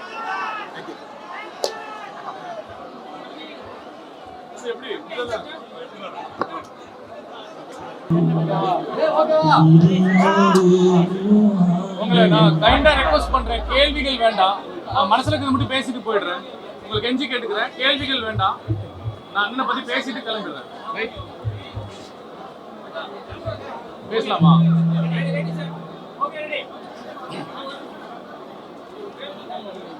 Captain Vijayakanth அண்ணன், என்னோட 7 வயசுல இருந்து நான் விஜயகாந்த் அண்ணனை பார்க்குறேன். நான் டவுசர் போட்ட காலத்துல இருந்து என்னோட வாழ்க்கையில நிறைய பேர் ஹீரோவா இருந்திருக்காங்க, இன்ஸ்பிரேஷனா இருந்திருக்காங்க. அது ரொம்ப முக்கியமானவங்க புரட்சி தலைவர் எம்ஜிஆர், அடுத்து புரட்சி கலைஞர் விஜயகாந்த், இன்னும் நிறைய பேர். இவங்க ரொம்ப முக்கியமானவங்க. சுபாஷ் சந்திர போஸ், இப்படி அடி சொல்லிட்டே போகலாம். இன்னைக்கு எங்க அண்ணன் தளபதி விஜய் வரைக்குமே அவங்கள பார்த்து தான் எனக்கு சினிமா தான் பிடிக்கும், நாடகம் தான் பிடிக்கும். சினிமாவில் இருக்க ஹீரோ தான் எனக்கு ஹீரோ. அவங்க சொன்ன கருத்துக்களை வச்சு தான் நான் வாழ்க்கையில இன்னைக்கு நான் ஒரு இடத்துக்கு வந்திருக்கேன்னா, நான் சினிமா என்னுடைய வாழ்க்கையில கலந்துருக்கு, நாடகம் என் வாழ்க்கையில கலந்துருக்கு. அந்த சினிமா நடிகர்களும் நாடக நடிகர்களும் எனக்கு ஹீரோ, மிகப்பெரிய ஹீரோவா இருக்காங்க. அந்த வகையில புரட்சி கலைஞர் கேப்டன் அவர்கள் வந்து எனக்கு நிறைய விஷயங்களை வந்து கற்றுக் கொடுத்துருக்காரு. தைரியம், நேர்மை, மக்கள் பணி செய்யறது. ஸோ இன்னைக்கு 1ஆம் ஆண்டு நினைவஞ்சலின்னு சொல்றாங்க, நான் வந்து இல்லைன்னு சொல்லுவேன். ஏன்னா அவர் இன்னும் இறக்கவே இல்லை, நம்மளோட வாழ்ந்துகிட்டே இருக்காருன்னு நான் நம்பிட்டு இருக்கேன். மக்களுக்காக நேர்மையா வேலை செஞ்ச எல்லா மாமனிதர்களும் நம்மோடு வாழ்ந்து கொண்டிருக்கிறார்கள். கடவுளாக, மனிதர்களாக, பக்கத்தை கூட இங்க கூட நிக்கலாம். எல்லா ரூபத்திலையும், இயற்கையான எல்லா ரூபத்திலையும் அவங்க நம்ம கூட இருந்து நம்மளை வழி நடத்துறாங்கன்னு நான் நம்புறேன். ஏன்னா எனக்கு சித்தர்களோட நம்பிக்கை உண்டு. அப்படி மக்களுக்காகவே தன்னை அர்ப்பணிச்சு சினிமா மூலியமாகவும் அரசியல் மூலியமாகவும் எதற்கும் பயப்படாம உண்மைக்கு மட்டுமே பயந்து தன்னுடைய வாழ்க்கையில நிறைய நல்ல விஷயங்களையும் நிறைய நல்ல மனிதர்களையும் உருவாக்கிய புரட்சி கலைஞர் கேப்டன் வாழ்ந்து கொண்டே இருக்கிறார். இன்னைக்கு 90களில் பிறந்த 90க்கு முன்னாடி 90களில் பிறந்த நிறைய இளைஞர்கள், எங்களை மாதிரி ஒரு 30-40 வயசு இளைஞர்கள் நிறைய பேர் ராணுவத்துக்கு போயிருக்காங்க அப்படின்னா, போலீஸ் ஆபீசர் ஆயிருக்காங்கன்னா, அதுக்கு ஒரு முக்கியமான காரணம் கேப்டன் விஜயகாந்த் இருப்பாரு. இதுல மாற்று கருத்தே கிடையாது. அப்படிப்பட்ட மாமனிதர், மனிதநேய முக்கியமுள்ள தலைவர் வாழ்ந்து கொண்டே இருக்கிறார். இன்னும் நிறைய பேருக்கு அவருடைய மிகப்பெரிய எடுத்துக்காட்டாக இருப்பார். என்றும் ஓங்கட்டும் விஜயகாந்தன் நன் புகழ். நன்றி, வணக்கம்.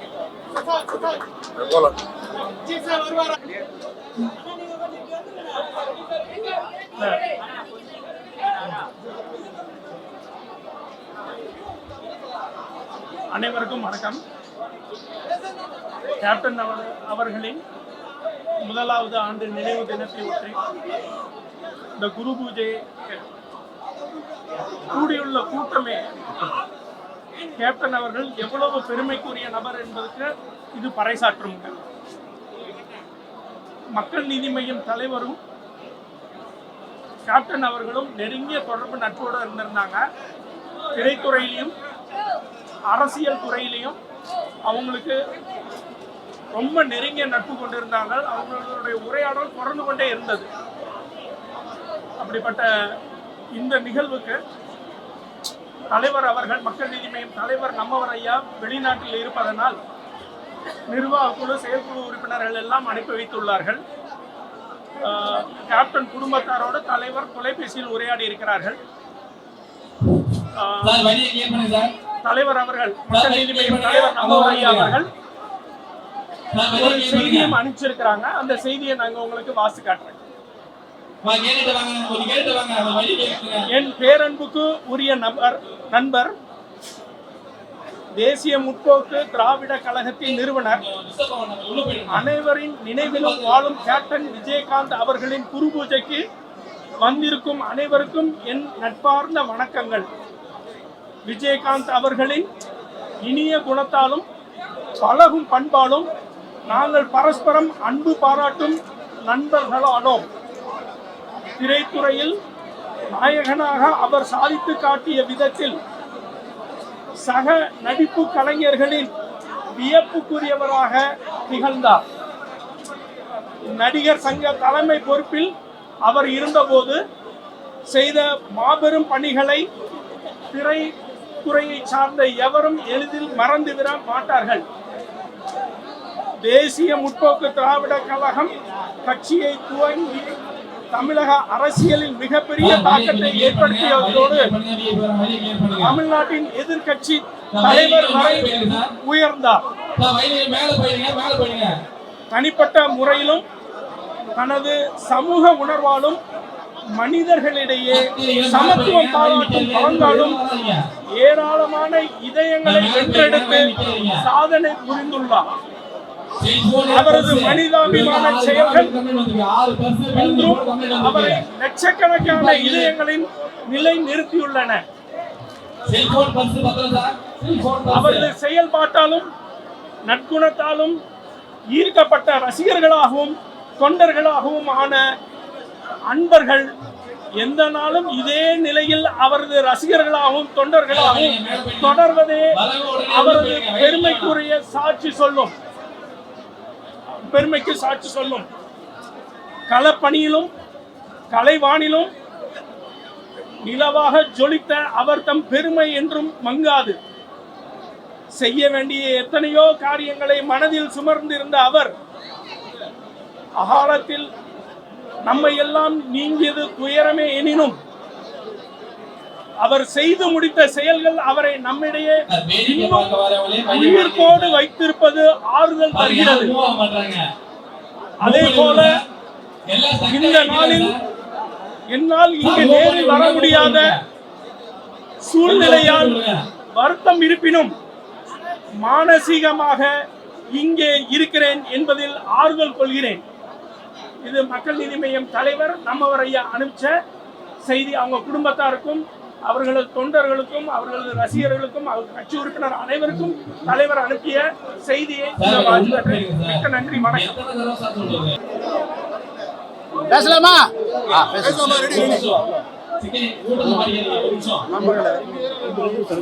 இன்று டாக்டருடைய குரு பூஜை முதலாம் ஆண்டு. இது முதலாம் ஆண்டில் 100 ஆண்டு காலமானாலும் இந்த தமிழகம் மறக்காது. ஏன்னா அப்பேற்பட்ட ஒரு நல்லவர், வல்லவர், மக்களுக்காக உழைத்தவர். அவர் உறங்கிக் கொண்டிருந்தாலும் உழைக்க தயாராக இப்போவரைக்கும் உழைத்துக் கொண்டு இருப்பவர்கள் கூட அவருடைய மனசு மறந்த மனது. அதில் எங்களுக்கு எங்கள் சங்கத்திற்கும் மிக பங்குண்டு பெருமையாக சொல்லிக் கொள்கிறேன். ஏன்னா எங்களின் நெருங்கிய சொந்தக்காரர், எங்கள் சங்கத்தின் நெருங்கிய சொந்தக்காரர், சண்டை கலைஞரின் சகோதரர், அப்பேற்பட்டவர். அவருடைய நினைவாஞ்சலில் நாங்கள் கலந்துக்கிட்டோம். அதாவது உங்களால ஒரு வழியை உணர முடியுதா? நீங்க உயிரோட இருக்கிறதா அர்த்தம். பிறருடைய வழியை நீங்க உணர்ந்தீங்கன்னா நீங்க மனுஷனா இருக்கிறதா அர்த்தம். அப்படிங்கிற தெளிவான உணர்வோடு வாழ்ந்தவர் நமது கேப்டன். வாழ்ந்து கொண்டும் இருக்கிறார். அவர் புகழ் என்றும் வாழ்க என்று எங்கள் தென்னிந்திய திரைப்பட சென்றிய குணங்கள் பெண் நடிகர்களின் சார்பாக சொல்லி விடைபெறுகிறேன். நன்றி, வணக்கம். நீங்க நான் ராஜேஷ்ண்ணா நீங்க ஒரு வார்த்தை. அவர் கூடவே இருந்தவர்னா அவரு மாஸ்டர் வந்து ராக்கி ராஜேஷ் மாஸ்டர். நீ சொல்லு இல்லை நான் சொல்றேன். Rocky Rajesh stunt master. அவரோட படங்கள் முக்காவாசி படங்கள் மாஸ்டர் தான் பண்ணியிருக்காரு. சண்டை பயிற்சி மாஸ்டர். அவர் கூடவே வாழ்ந்தவர். கேப்டனுக்கு முதலாம் ஆண்டு நினைவாஞ்சல் சார்பாக எங்களது தென்னிந்திய திரைப்பட சங்கம், பெண் நடிகர் சங்கம் சேர்ந்து அவருக்கு நாங்கள் வந்து குரு பூஜையில் கலந்துக்கிறோம். அது வந்து எங்களுக்கு ஒரு பெருமையான ஒரு நிகழ்ச்சி. அது ஏன்னா ஒரு சண்டை கலைஞரை போல தான் எங்கிட்ட எல்லாம் அவர் பழகுவார். அப்படியேப்பட்ட கேப்டன் இப்போ நம்மளோட இல்லை. அது நினைக்கும் போது எங்களுக்கெல்லாம் வந்து ரொம்ப ஆழத்தில் இருக்கிறோம். அவருடைய குடும்பத்தாருக்கும் எல்லாருக்கும் என்னுடைய எங்க சண்டியனுக்காக அவர் நிறைய பண்ணியிருக்காரு. அவருடைய சண்டை கலைஞர்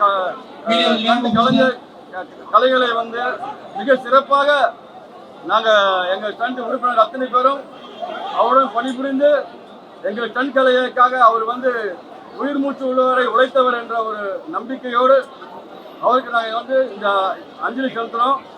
எங்கள் யூனியன் சார்பாக என்றென்றும் எத்தனை ஆண்டு காலமானாலும் அவரை நாங்கள் மறக்க மாட்டோம். அவருக்கு என்றென்றும் நினைவஞ்சலி செலுத்துவோம் என்று இந்த நேரத்தில் இந்த கண்ட்யூனியன் சார்பாக நாங்கள் 300 பேர் வந்திருக்கோம். ஏன்னா எங்களுக்காக உழைத்தவர், எங்கள் யூனியனுக்காக அவர் வாழ்ந்தவர். ஒவ்வொரு படத்திலையும் பார்த்தீங்கன்னா 3 சண்டை காட்சி 5 சண்டை காட்சி இருக்கும். அத்தனையும் எங்கள் யூனியனுக்கு ஒரு நல்ல வருமானத்தை ஈட்டி தந்த ஒரு மாபெரும் முப்படை தலைவர் எங்கள் கேப்டன் அவர்கள். அந்த கேப்டன் அவர்களுக்கு இந்த குரு பூஜை என்று எங்களுடைய மௌன அஞ்சலி செலுத்துகிறோம். நன்றி, வணக்கம்.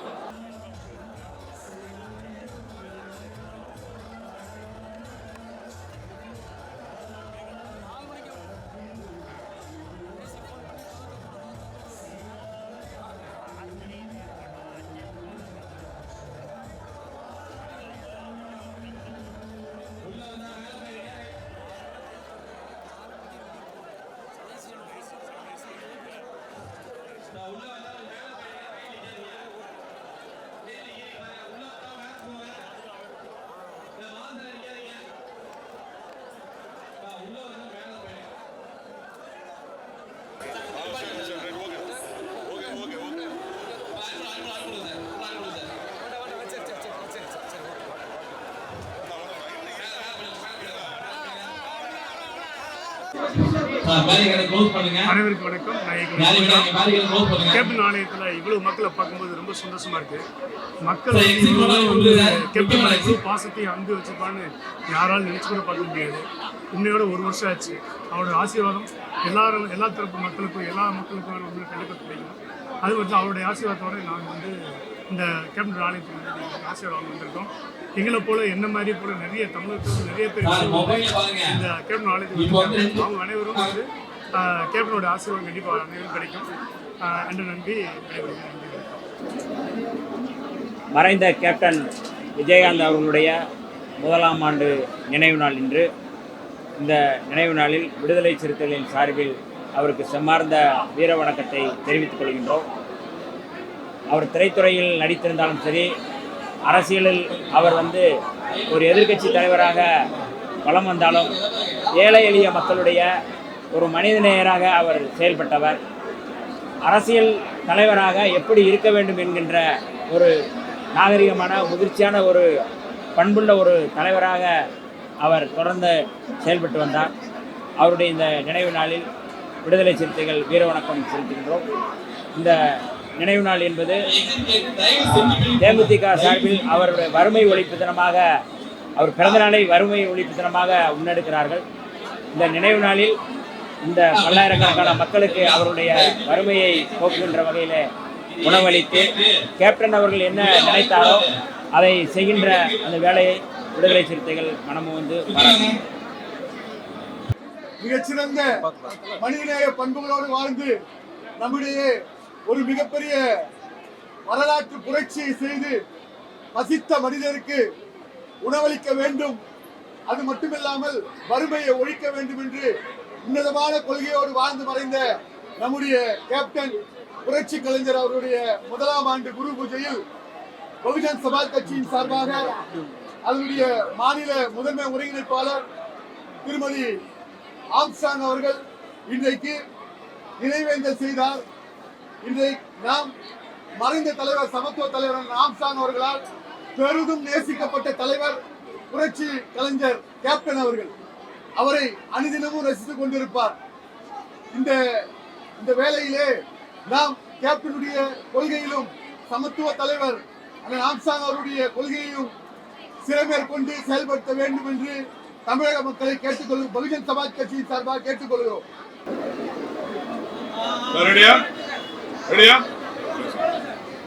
எல்லாருக்கும் வணக்கம். நடிகர் கராத்தே ராஜா இந்த நிலையில் பாண்டிச்சேரியிலிருந்து நமது கேப்டன் அவங்களுடைய இந்த நிகழ்ச்சியில் கலந்துருக்காங்க. போன வருஷம் 1 வருஷமாச்சு நம்மளை விட்டு பிரிஞ்சிட்டாங்க. கேப்டன் ஐயா விட்டு பிரிஞ்சது உங்கள் எல்லாருக்கும் எந்த அளவுக்கு வருத்தமும் வலியும் இருக்கும். அதே வழி ஒரு நடிகராக எனக்கும் நிறைய உண்டு. எங்களை போல உள்ள அத்தனை நடிகர்களுக்கும், அத்தனை சினிமா கலைஞர்கள் அத்தனை பேருக்குமே அந்த வழி உண்டு. பொதுமக்களுக்கு எவ்வளோ வழி இருக்கோ அதே மாதிரி எங்களுக்கும் நிறைய இழப்பு. ஏன்னா கேப்டன்னா கேப்டன் அப்படிதான் அவங்க படத்தை மெயின்டைன் பண்ணிட்டாங்க. நான் வந்து கேப்டன் ஐயா கூட உளவுத்துறைன்னு ஒரு படம், உளவுத்துறை அந்த படத்தில் வந்து கேப்டன் ஐயாவுடைய போட்லேருந்து பாம்லாம் போடுவோம். கேப்டன் ஐயா கூடயே அதை ஃபஸ்ட்டு படமாக நான் நடித்தேன். அது இந்த நேரத்தில் நினைக்கும்போது எனக்கு அவ்வளோ பெருமையாக இருக்குது. நான் சினிமாவுக்காக சிதம்பரத்துலேருந்து நான் சென்னைக்கு வந்து அருணாச்சலம் ஸ்டுடியோ அங்கே தான் வந்து உளவுத்துறை படம் வந்து பூஜை போட்டிருப்பாங்க, எல்லாருக்கும் தெரியும். அங்கே நான் அப்போ தான் வந்து விஜயகாந்த் ஐயா வந்து நான் பார்க்குறேன். கேப்டன் ஐயாவை அந்த காஸ்டியூமோட அந்த ட்ரெஸ்ஸோட அந்த கம்பீரம் அதெல்லாம் எனக்கு மிகவும் ஈர்த்தது. அப்போ அந்த படத்தில் போய் என்னோடய ஃபோட்டோ கொடுத்து வாய்ப்பு நான் கேட்கும்போது எனக்கு கோவாவில் 3 நாள் ஷூட்டிங். நான் அதுவும் கேப்டன் ஐயா கூடயே அந்த போட்டில் இருந்துட்டு நான் வந்து அந்த கப்பல் கேப்டனாக நானும் ஒரு கேரக்டராக இருப்பேன். நான் நடித்தேன், என்னால் மறக்க முடியாது. இதெல்லாம் வந்து பெரிய இறைவன் எனக்கு கொடுத்த பெரும் பாக்கியம். கேப்டன் ஐயா கூட ஒரு படத்தை நடிக்கக்கூடிய எனக்கு மிகப்பெரிய ஒரு வாய்ப்பு எனக்கு இருக்குது. ரொம்ப நன்றி. ஐயாவுடைய ஆத்மா நம்ம எல்லோருக்கும் உறுதுணையாக இருந்து எல்லாரையும் வாழ்த்துன்னு சொல்லி அந்த நேரத்தில் நான் கேட்டுக்கிறேன். நான் பாண்டிச்சேரியிலேருந்து வரும்போது பஸ்ஸில் ஒரு 4-5 ஃபேமிலி வந்துருந்தாங்க. அப்போ நான் எதார்த்தமாக அவங்க ஹோட்டல் இருக்கும்போது கேட்கும்போது சொன்னாங்க, ஐயாவோட நினைவஞ்சலிக்கு தான் வரேன்னு சொன்னாங்க. பெருமையாக இருந்தது. நானும் அமைதியாக கிளம்பி வந்துட்டுருக்கேன். பொதுமக்களும் பஸ்ஸில் என் கூட வந்துட்டுருக்காங்க. ரொம்ப நெகிழ்வாக இருக்குது. அதுதான் இந்த அன்பு தான் கேப்டன் ஐயா சம்பாதிச்ச மிகப்பெரிய சொத்து. இன்றைக்கி உங்களோடு சேர்ந்து நானும் இந்த நிகழ்ச்சியில் கலந்துக்கிறது எனக்கு வந்து ரொம்ப பெருமையான விஷயமா இருக்குது. கேப்டன் ஐயா வந்து எங்கேயும் போல நம்ம கூட தான் இருக்காங்க. அவர் மனசார நம்ம நினச்சோம்னா எல்லாமே வெற்றியாக இருக்கும். அவங்களுடைய குடும்பத்தார் அத்தனை பேருக்கும் என்னுடைய மனமார்ந்த நன்றி சொல்லுவேன். என்னுடைய அணிய நண்பர் ராஜநாத் அவர்கள், ராஜேந்திரநாத், அவங்க கூட எப்போ நாங்கள் ஷூட்டிங் போனாலும் கேப்டன் ஐயா பற்றி பார்ப்போம். உடம்பு சரியில்லாதவரை என்னை கூப்பிட்டு வரேன்னு சொன்னாங்க. நான் சரியாக அந்த பர்மிஷன் தான் எனக்கு வர முடியல. ரொம்ப வருத்தமாக இருக்குது. கேப்டன் ஐயா நம்ம கூட தான் இருக்காங்கன்னு சொல்லி இந்த நேரத்தில் நம்ம எல்லாரும் அவரை வாழ்த்து சொல்லி அந்த வாழ்த்து இருக்கேன். நன்றி.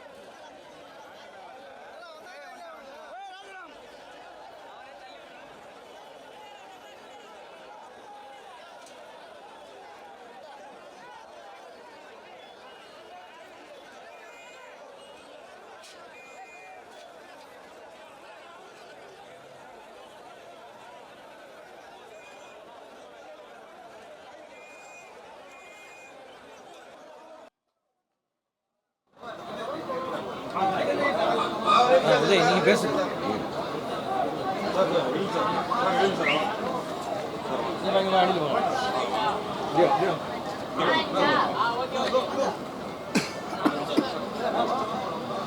திரைத்துறையின் மீதும் ரசிகர்கள் மீதும் பாசமும் அன்பும் பண்பும் கொண்டு நல்ல நட்பு ரீதியாக எங்கள் எல்லாம் அரவணைத்த மரியாதைக்குரிய கேப்டன் விஜயகாந்த் அவர்கள் மறைந்து இன்றோடு ஒரு ஆண்டு நிறைவு பெறுகிறது.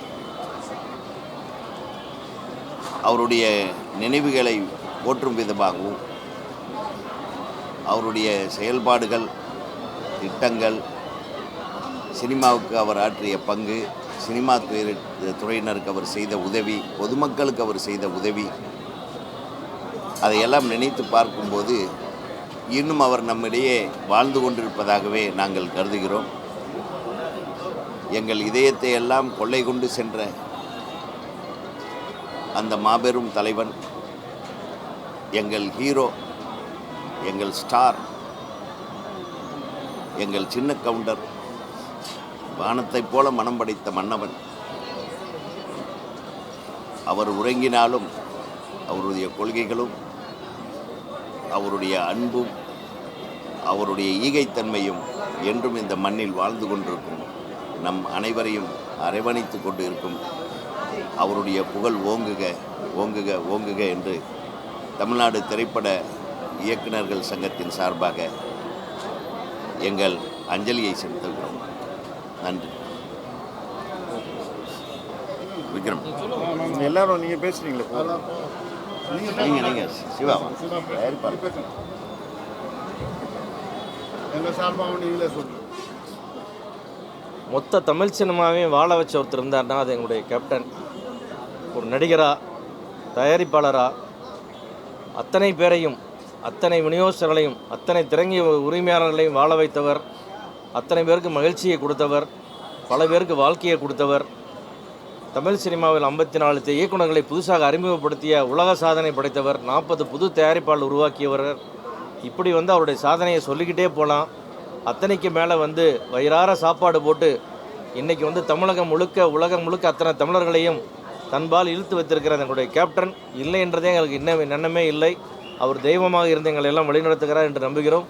மொத்த தமிழ் திரை உலகின் சார்பாக, அனைத்து துறையின் சார்பாக எங்களுடைய கண்ணீர் அஞ்சலை மீண்டும் செலுத்தி விடைபெறுகிறோம். நன்றி.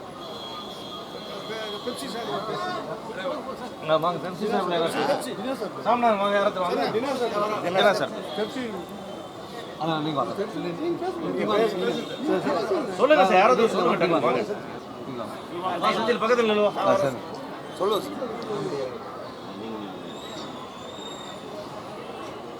ஒரு தலைவரை மறக்க முடியாத ஒரு தலைவர் நாம் இழந்து நிற்கின்ற இந்த வேளையில் பெப்சி தொழிலாளர்கள் சார்பாக துணைத் தலைவர் நான் இருக்கேன், சாமிநாதன் இருக்கார், அவர் செயலாளர், பொருளாளர் செந்தில் இருக்காங்க. இந்த சம்மேளனம் பெப்சி சார்பாக நாங்கள் இந்த ஒரு நிகழ்வுக்கு வந்திருக்கோம். எங்களுக்கு ஏன் நாங்கள் அவர் மேலே இவ்வளோ பற்று வச்சுருக்கோம்னா, முதலாளிங்களாம் எப்பவுமே மேலே நிற்பாங்க, தொழிலாளிகளை எப்பவுமே பார்க்கணும் பார்க்கக்கூடாதுன்ற ஒரு வேறுபாடு இருக்கும். ஆனால் அந்த வேறுபாடே இல்லாமல் அனைத்து மனிதர்களும் சமம் என்று தொழிலாளர்களுக்கும் தாம் சாப்பிட்ற பக்கத்திலே இன்னொரு பந்தியை போட்டு அவர்களோடு சேர்ந்து சாப்பிட்ட ஒரே மாமனிதன் அது விஜயகாந்த் அவர்கள் தான். இந்த தொழிலாளருக்காக வாழ்ந்த ஒரு மனிதன். இந்த மனிதன் இன்றைக்கு நம்மளிடம் இல்லாமல் இருப்பது மிகவும் கஷ்டமாக இருக்குது. ஆனாலும் அவர் குடும்பத்தில் ஒரு தலைவன் உருவாகுவான் என்ற நம்பிக்கையோடு இந்த பேட்டியை நான் உங்களுக்கு தரேன். கண்டிப்பாக இந்த தமிழகத்தை எப்படி அந்த தலைவர் நம்ம விஜயகாந்த் அண்ணன் எப்படி ஆண்டாரோ, அவர் ஆண்டாரோ இல்லையோ மக்கள் மனசில் ஆண்டு இருக்கார். கட்சியில் ஆண்டாரோ இல்லையோ மக்கள் மனசில் ஆண்டு இருக்கார். என்ன காரணம்? இன்னைக்கு முதல் ஆண்டு விழா எப்போ எவ்வளோ கூட்டம் இருக்கு பாருங்க. கோயம்பேடே சம்பத்தி இருக்கு, ஃபுல் டிராஃபிக்காக இருக்கு. இப்படி ஒரு மாபெரும் தலைவனை நாம் இழந்து விட்டோமே. அந்த குடும்பத்தில் இன்னொரு தலைவன் வந்து விட்டான் என்று சொல்லிக்கொண்டு மீண்டும் அவருக்கு அஞ்சலி செலுத்தி எங்கள் தொழிலாளர்கள் சார்பாக அஞ்சலி செலுத்துகிறோம். நன்றி, வணக்கம்.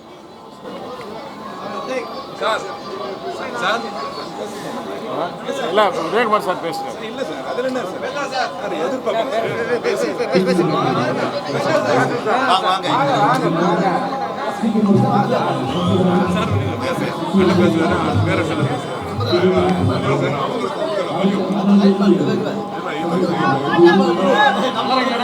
மைக்கு ரெடியா? புரட்சித் தலைவர் எம்ஜிஆர் அவர்களை வந்து 8வது வள்ளல்னு சொல்லுவாங்க. கேப்டன் அவர்களை 9வது வள்ளலாக பார்க்குறேன். ஏன்னா அவர் மாதிரி உதவி செய்தவங்க எனக்கு தெரிஞ்சு நான் கிட்டத்தட்ட 40 ஆண்டுகள் இந்த சினிமா உலகத்தில் இருக்கேன். எனக்கு தெரிஞ்சு திரையுலகத்தில் நான் யாரையுமே பார்க்கல. அவர் வாழ்க்கையில் எல்லாத்துலேயுமே ஒரு வெற்றி பெற்ற மனிதர். அவர் வந்து ஒரு நடிகராக மிகப்பெரிய நடிகர், சக்ஸஸ்ஃபுல்லான ஒரு நடிகர். 150 படங்களுக்கு மேலே நடித்து அதில் 140 படங்கள் வெற்றி படங்கள் கொடுத்த ஒரு தலைசிறந்த நடிகர். ஒரு தயாரிப்பாளராக மிகப்பெரிய வெற்றி பெற்ற தயாரிப்பாளர். ஒரு யூனியனிஸ்டாக நடிகர் சங்க தலைவராக வந்து நடிகர் சங்கத்தினுடைய 40-50 ஆண்டு கால கடனை அடைச்ச ஒரு மாபெரும் தலைவர் யூனியனிஸ்ட்டு. அது மாதிரி தேமுதிகாண்டு ஒரு கட்சி ஆரம்பித்து அதில் கட்சி ஆரம்பித்த உடனே 10% மேலே வாக்குகள் வாங்கி மிகப்பெரிய தலைவர்னு ப்ரூவ் பண்ணவர். எம்ஜிஆருக்கு அப்புறம் சினிமாவிலேருந்து வந்து மிகப்பெரிய ஒரு சாதனை எட்டினவர் கேப்டன் மட்டும்தான். இன்றைக்கி அதனால் அந்த அப்பேற்பட்ட உன்னதமான ஒரு தலைவனுக்கு அவர் இல்லைன்ற இழப்பு உங்களுக்கு எப்படி இருக்கோ அதை மாதிரி தான் எங்களுக்கும் இருக்குது. எங்களுக்கு இன்னும் அதிகமாகவே இருக்குது. ஏன்னா அவர் கூட க்ளோஸாக பழகியிருக்கோம். நாங்கள் அந்த இழப்பை எங்களால் தாங்க முடியல. நாங்கள் இன்றைக்கி ஓராண்டு நினைவுக்காக அஞ்சலி செலுத்த வந்திருக்கோம். நிச்சயமாக கேப்டன் நான் எல்லா இதுலேயும் ஒரு கோரிக்கை வச்சுருக்கேன், இந்த பேட்டிலையும் சொல்லிக்கிறேன். கேப்டனுக்கு ஒரு சிலை வைக்கணுங்க நம்ம மெட்ராஸில். அது மாதிரி கேப்டன் வசித்த அந்த தெருவுக்கு கேப்டனுடைய பேர் வைக்கணும், விஜயகாந்த் தெருன்னு சொல்லி பேர் வைக்கணும்னு சொல்லி அந்த கோரிக்கையை நான் தமிழக அரசுக்கு இதன் மூலமாக நான் தெரிவிச்சுக்கிறேன். ஹீரோ ஹீரோயின் தொடங்கி லைட்மேன் வரைக்கும் சமமான ஒரு நான்வெஜ் சாப்பாடு அவர் தான் கொண்டு வந்தார். ஆமாம் ஆமாம். என்ன காரணம்? அது சிவா சார் சொன்னால் தான் கரெக்டாக இருக்கும். அதாவது அது எல்லாரையும் சமதர்மமாக பாவித்த ஒரு உன்னதமான தலைவன் சார் அவர் வந்து நான் அடிக்கடி கருப்பு எம்ஜிஆர் தான் சொல்லுவேன். நம்ம எம்ஜிஆர் கூட நம்ம க்ளோஸாக யாரும் அசோசியேட் பண்ணதில்லை. ஆனால் கேப்டன் நம்ம எல்லாருக்கும் தெரியும். அவர் ஒரு கருப்பு எம்ஜிஆர் நிச்சயம்.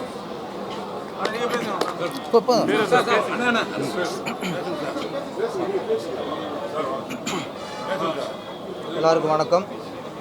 இன்றைக்கி நம்ம கேப்டன் நம்ம விட்டு மறைந்து 1 வருடமாகிறது. ஆனால் இன்றைக்கி அவருக்காக எனக்கு வந்து கூட்டம் ஒரு வியப்புக்குறியாக இருக்குது. காரணம் அவர் சினிமாவில் நடித்து பணம் சம்பாதிச்சாரா இல்லை பதவியை சம்பாதிச்சாரா அப்படிங்கிற விட அவர் மக்களை சம்பாதிச்சிருக்கார், மக்கள் மனதை சம்பாதிச்சிருக்கிறார். ஒரு மனுஷன் பணம் சம்பாதிக்கிறத விட பதவியில் இருக்கிறத விட மக்கள் மனசை சம்பாதிக்கிறது தான் மிகப்பெரிய ஒரு சொத்து. அதுதான் இன்றைக்கி கேப்டனுக்கு வந்து மிகப்பெரிய சொத்துங்கிறது இன்றைக்கி கூட்டம் தான். 1 வருஷம் கழித்து ஒரு முதல் நினைவாண்டு அன்றைக்கி இவ்வளவு க்ரௌடு. அப்போ அத்தனை பேரும் மக்கள் அனைவருமே இன்றைக்கி ஒரு விஜயகாந்த் மேலே உள்ள பாசத்தை காட்டுது. கேப்டன் அவர்கள் நடிகராக வந்திருக்காரு, தயாரிப்பாளர் வந்திருக்காரு. ஆனால் இந்த திரையுலகில் அவர் நடிகராக இருக்கிறாங்க விட மனுஷனாக வந்திருக்கிறார். எல்லாரும் விரும்புகிற மனுஷனாக வந்திருக்கார். எங்கள் இயக்குனரில் 54 உதவி இயக்குனரில் அவர் இயக்குனர் ஆக்கியிருக்கார். அது எங்கள் இயக்குனர் சங்கத்துக்கே எங்கள் இயக்குனர் இனத்துக்கே நாங்கள் பெருமை நினைக்கிற விஷயம். அதே மாதிரி ஒரு ஸ்டேஜில் ஒரு நடிகர் வெற்றி அடைஞ்சிட்டா அதுக்கப்புறம் ஒரு வெற்றி அடைஞ்ச இயக்குனர்தான் கூப்பிட்டு தான் கதை கேட்பாங்க. ஒரு வெற்றி பெற்ற இயக்குனருக்கு தான் கால்ஷீட் கொடுப்பாங்க. அது மாதிரி மிகப்பெரிய தயாரிப்பாளருக்கு தான் கால்ஷீட் கொடுப்பாங்க. ஏன்னா ஒரு 4 கூட வெற்றி அடைஞ்சாலே அதுக்கப்புறம் புது இயக்குனர்களையோ சின்ன தயாரிப்பாளருக்கோ கால்ஷீட் கொடுக்க மாட்டாங்க. ஆனால் இதில் விதிவிலக்கு நம்ம கேப்டன் மட்டும்தான். அவருக்கு வந்து பெரிய ஹீரோ, பெரிய இயக்குனர், மிகப்பெரிய தயாரிப்பாளர் அதெல்லாம் பார்க்க மாட்டார் அவர். ஏன்னா அவர் உள்ள ஒரே எண்ணம் சின்னவங்களை வளர்த்து விடணும், அவ்வளோதான். சின்னவர்களை பெரியாளி விடணும், அவ்வளோதான். நம்ம பெரிய இயக்குனர் நடித்து நம்ம பேர் வாங்கணும் இல்லாமல் நம்ம ஒரு உதவி இயக்குனராக டைரக்டர் ஆகணும். அதுதான் மனுஷன். நம்ம பெரிய நடிகர் இருந்துட்டு பெரிய இயக்குனருக்கு தான் பண்ணுவோம், பெரிய தயாரிப்புக்கு தான் கால்ஷீட் கொடுக்கணும்னா அதுக்கு நடிகராக இருக்கலாம், வியாபாரியாக இருக்கலாம். நல்ல மனுஷங்கிறவங்க நம்மளால் 4 பேர் உயரணும், நம்மளால் 4 பேர் வாழணும். அதுதான் ஒரு மனிதன் வாழ்றதுக்கு அர்த்தம். அந்த அர்த்தத்தில் முழு அர்த்தத்தையும் பண்ணிட்டு போனவர் நம்ம கேப்டன் அவர்கள் தான். அவர் இன்னைக்கில் ஒரு புகழ் என்றும் இருக்கும். அவர் மக்கள் மனசில் இன்னைக்கு அவ்வளோ நிறைஞ்சிருக்காரு. இது நிறைவான புகழ், ஆண்டவன் கொடுத்த அவருக்கு புகழ் இது என்றைக்கும் நினைச்சிருக்கு. நன்றி, வணக்கம். ஆமாம், இது குரு பூஜை, அடுத்து திருவிழா, அவ்வளோ. கேப்டன் அண்ணன் பிரபாகரன் என்று எல்லோரும் அழைக்கப்படுகின்ற என் அருமை அண்ணன் விஜயகாந்த் அவர்களுக்கு இன்று 1ஆம் ஆண்டு நினைவேந்தல். இன்றும் அவர் மக்களோடு வாழ்ந்து கொண்டிருக்கிறார்.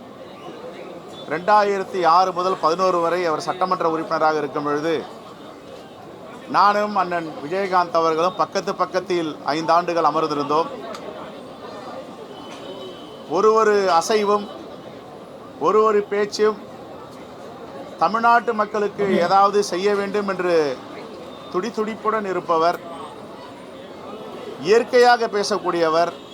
அவருடைய சட்டமன்ற உரையாகட்டும், நட்போடு சொந்த தம்பியை போல் பழகுவதாகட்டும், என்னிடம் பேசும்பொழுதெல்லாம் தமிழ்நாட்டு மக்களை பற்றியும் எதிர்காலத்தை பற்றியும் நிறைய கலந்துரையாடி இருக்கிறார். அப்படிப்பட்ட ஒரு மாமனிதர் நம்மிடம் இல்லை என்றாலும் அவருடைய திரைப்பட பாத்திரங்களும் அவருடைய தமிழ்நாட்டு மக்களுக்கு சொன்ன செய்திகளும் வாழ்ந்து கொண்டிருக்கின்றன. தமிழ்நாடு காங்கிரஸ் கமிட்டியின் சார்பாக அண்ணன் விஜயகாந்த் அவர்களுக்கு எங்களுடைய நினைவேந்தலை இங்கே செலுத்தியிருக்கிறோம், மலரஞ்சலி செலுத்தியிருக்கிறோம். அவருடைய பிள்ளைகள் அவரை போன்றே பொது வாழ்க்கையில் சுறுசுறுப்பாக இயங்கிக் கொண்டிருக்கிறார்கள். அவர்களுக்கு என்னுடைய வாழ்த்துக்களை சொல்ல கடமைப்பட்டிருக்கிறோம். அவர் இட்ட பணி தமிழ்நாட்டினுடைய வளர்ச்சி, தமிழ்நாட்டு மக்களுடைய எதிர்காலம். அதை வைத்து அவர் ஆரம்பித்த கட்சி செயல்படும் என்று முழுமையாக நாங்கள் நம்புகிறோம். மீண்டும் ஒரு முறை அண்ணன் விஜயகாந்த் அவர்களுக்கு எங்களுடைய 1ஆம் ஆண்டு நினைவேந்தலில் மலரஞ்சலி செலுத்தி விடைபெறுகிறோம். அவர் பேரணிக்கு காவல்துறை நேற்று அனுமதி மறுத்துருக்கு. அதுக்கு முன்னாடி மனு கொடுத்து நேற்று மாலை அனுமதி திடீர்னு மறுக்கிறாங்க சார். நாங்கள் புதுடெல்லியிலிருந்து மேனாள் பிரதமர் டாக்டர் மன்மோகன் சிங் அவர்களுடைய இறப்பு நேற்றைக்கும் இன்றைக்கும் டெல்லியிலிருந்து இப்போ தான் விமான நிலையத்திலேருந்து இறங்கி நேராக வர இது விஷயமா எனக்கு எந்த தகவலும் இல்லை. நான் விசாரித்து சொல்கிறேன். அது மாதிரி காவல்துறை அனுமதி மறுத்திருக்க வாய்ப்பில்லை. என்ன நான் கேட்டு சொல்கிறேன். தேங்க்யூ. ஃபாலோவர்ஸ் நாங்கள் கே பாலச்சந்தர் ரசிகர்கள் சங்கம் சார்பாக நாங்கள் எல்லோரும் வந்து இங்கே கேப்டன் அவர்களுக்கு அஞ்சலி செலுத்த வந்திருக்கோம். போன வருடமும் அந்த கூட்டத்திலேயே தான் கூட வரணும்னு சொல்லி கூடவே வந்து இங்கே இருந்து அவருடைய கேப்டனுடைய ஆசீர்வாதத்தை நாங்கள் எல்லாரும் பெற்றோம். நம்ம எல்லாருக்குமே தெரியும், வாழ்க்கையில் வந்து ஒவ்வொரு துறையிலையும் பெரிய பெரிய ஜாம்பவான்கள் வந்திருக்காங்க, மறைஞ்சிருக்காங்க. அந்த வகையில் கேப்டன் சார் பார்த்தோம்னா அவர் நம்ம எல்லாரையும் விட்டு பிரிஞ்சிருக்கார் அப்படின்னு ரெக்கார்ட்ஸில் தான் இருக்கும். ஆனால் ஒவ்வொருத்தருடைய மனசுலையும் அவர் இன்னும் வாழ்ந்து கொண்டு தான் இருக்கிறார் அப்படிங்கிறது தான் நிதர்சனம். இப்போ இந்த வந்திருக்கிற கூட்டத்தை பார்த்தாலே தெரியுது. அவர் எல்லாருக்கும் இங்கே இருந்து கொண்டு அவங்கவுங்க வாழ்க்கையில் அவங்கவுங்க துறையில் எல்லா விதத்திலையும் நேர்மையாக சிறப்பாக வெற்றி பெறுவார்கள் என்று இந்த இடத்துல இருந்து கொண்டு அவர் அனைவருக்கும் ஆசீர்வாதம் செய்வார். கே பாலச்சந்தர் ரசிகர்கள் சங்கம் சார்பாக நாங்களும் அவரிருந்து ஆசைகள் பெற்றுள்ளோம்.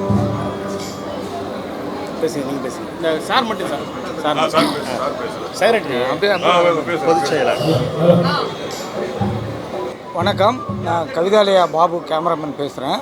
நான் கே பாலச்சந்தர் ரசிகர் சங்கத்தினுடைய பொதுச் செயலாளராக இருக்கேன். நாங்கள் போன வருஷமும் வந்தோம் கேப்டனை பார்க்குறதுக்கு. இந்த வருஷமும் தொடர்ந்து நாங்கள் வருவோம்.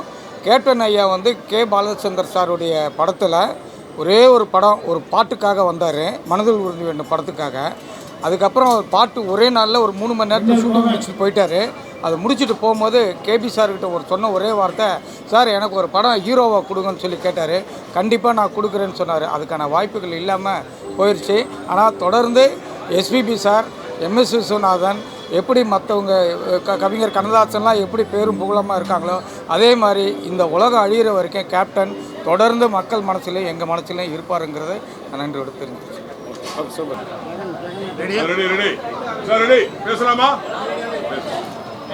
வணக்கம், நான் ஊமை விழிகள் படத்தோட இயக்குனர் அரவிந்தராஜ். புரட்சி கலைஞர் கேப்டன் விஜயகாந்த் அண்ணன் அவர்களின் ஆசையால் தான் இன்று உங்கள் முன்னே நான் இங்கே நின்று கொண்டிருக்கிறேன்.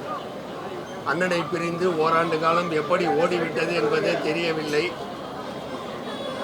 எப்போதும் கேப்டன் நம்முடனேயே இருக்கிறார் என்ற நினைவிலே தான் இன்று வரையிலே நான் இருந்து கொண்டிருக்கிறேன். எப்போது என் மனதில் சிறிது குழப்பங்கள் கஷ்டங்கள் தோன்றினாலும் கேப்டன் இருந்தபோது எப்படி கேப்டனை சந்தித்து ஆறுதல் பெறுவேனோ அதே போல் இங்கே கேப்டனின் ஆலயத்திற்கு வந்து கேப்டனோடு மனம் விட்டு பேசி கஷ்டங்களை சொல்லி செல்வேன்.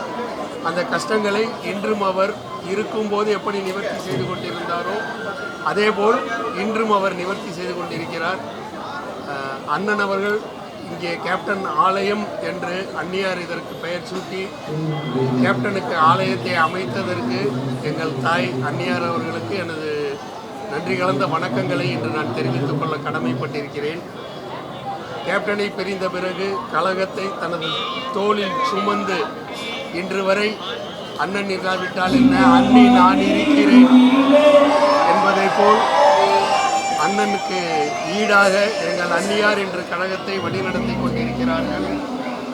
அவர்கள் பின்னால் நாங்கள் எல்லோரும் இன்று கேப்டன் இருந்தபோது எந்த அளவு போராடினோமோ எந்த அளவு செயல்பட்டோமோ அதேபோல் இன்றளவும் செயல்பட்டு கொண்டிருக்கிறோம்.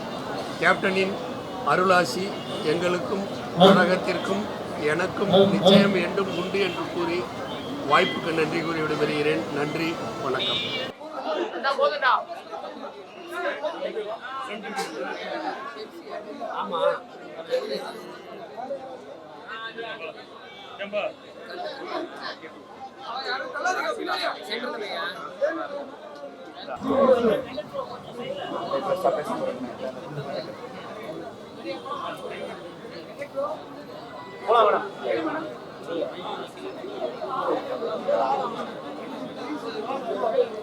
அனைவருக்கும் வணக்கம்.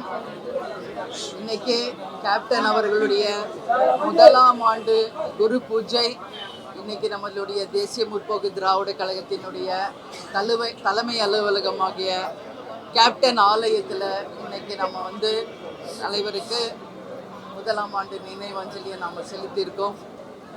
ஓராண்டு காலம் தலைவர் மறைந்து நம்மை விட்டு சென்று ஒரு வருஷம் ஆயிடுச்சு அப்படிங்கிறது ஒரு கனவு மாதிரி ஆகக்கூடாதா அப்படின்னா இங்கே இருக்கிற ஒவ்வொரு தொண்டரையும் நினைக்க சொல்லுது. இதே தலைமை அலுவலகத்தில் போன ஆண்டு கேப்டன் அவர்களை இங்கே நம்ம அஞ்சலிக்காக வைத்த போது லட்சக்கணக்கான தமிழக மக்கள் ஒன்றாக திரண்டு தலைவர் அவர்களுக்கு அஞ்சலி செலுத்திய அந்த நாளை இப்போ நான் நினைவு கூறுகிறேன்.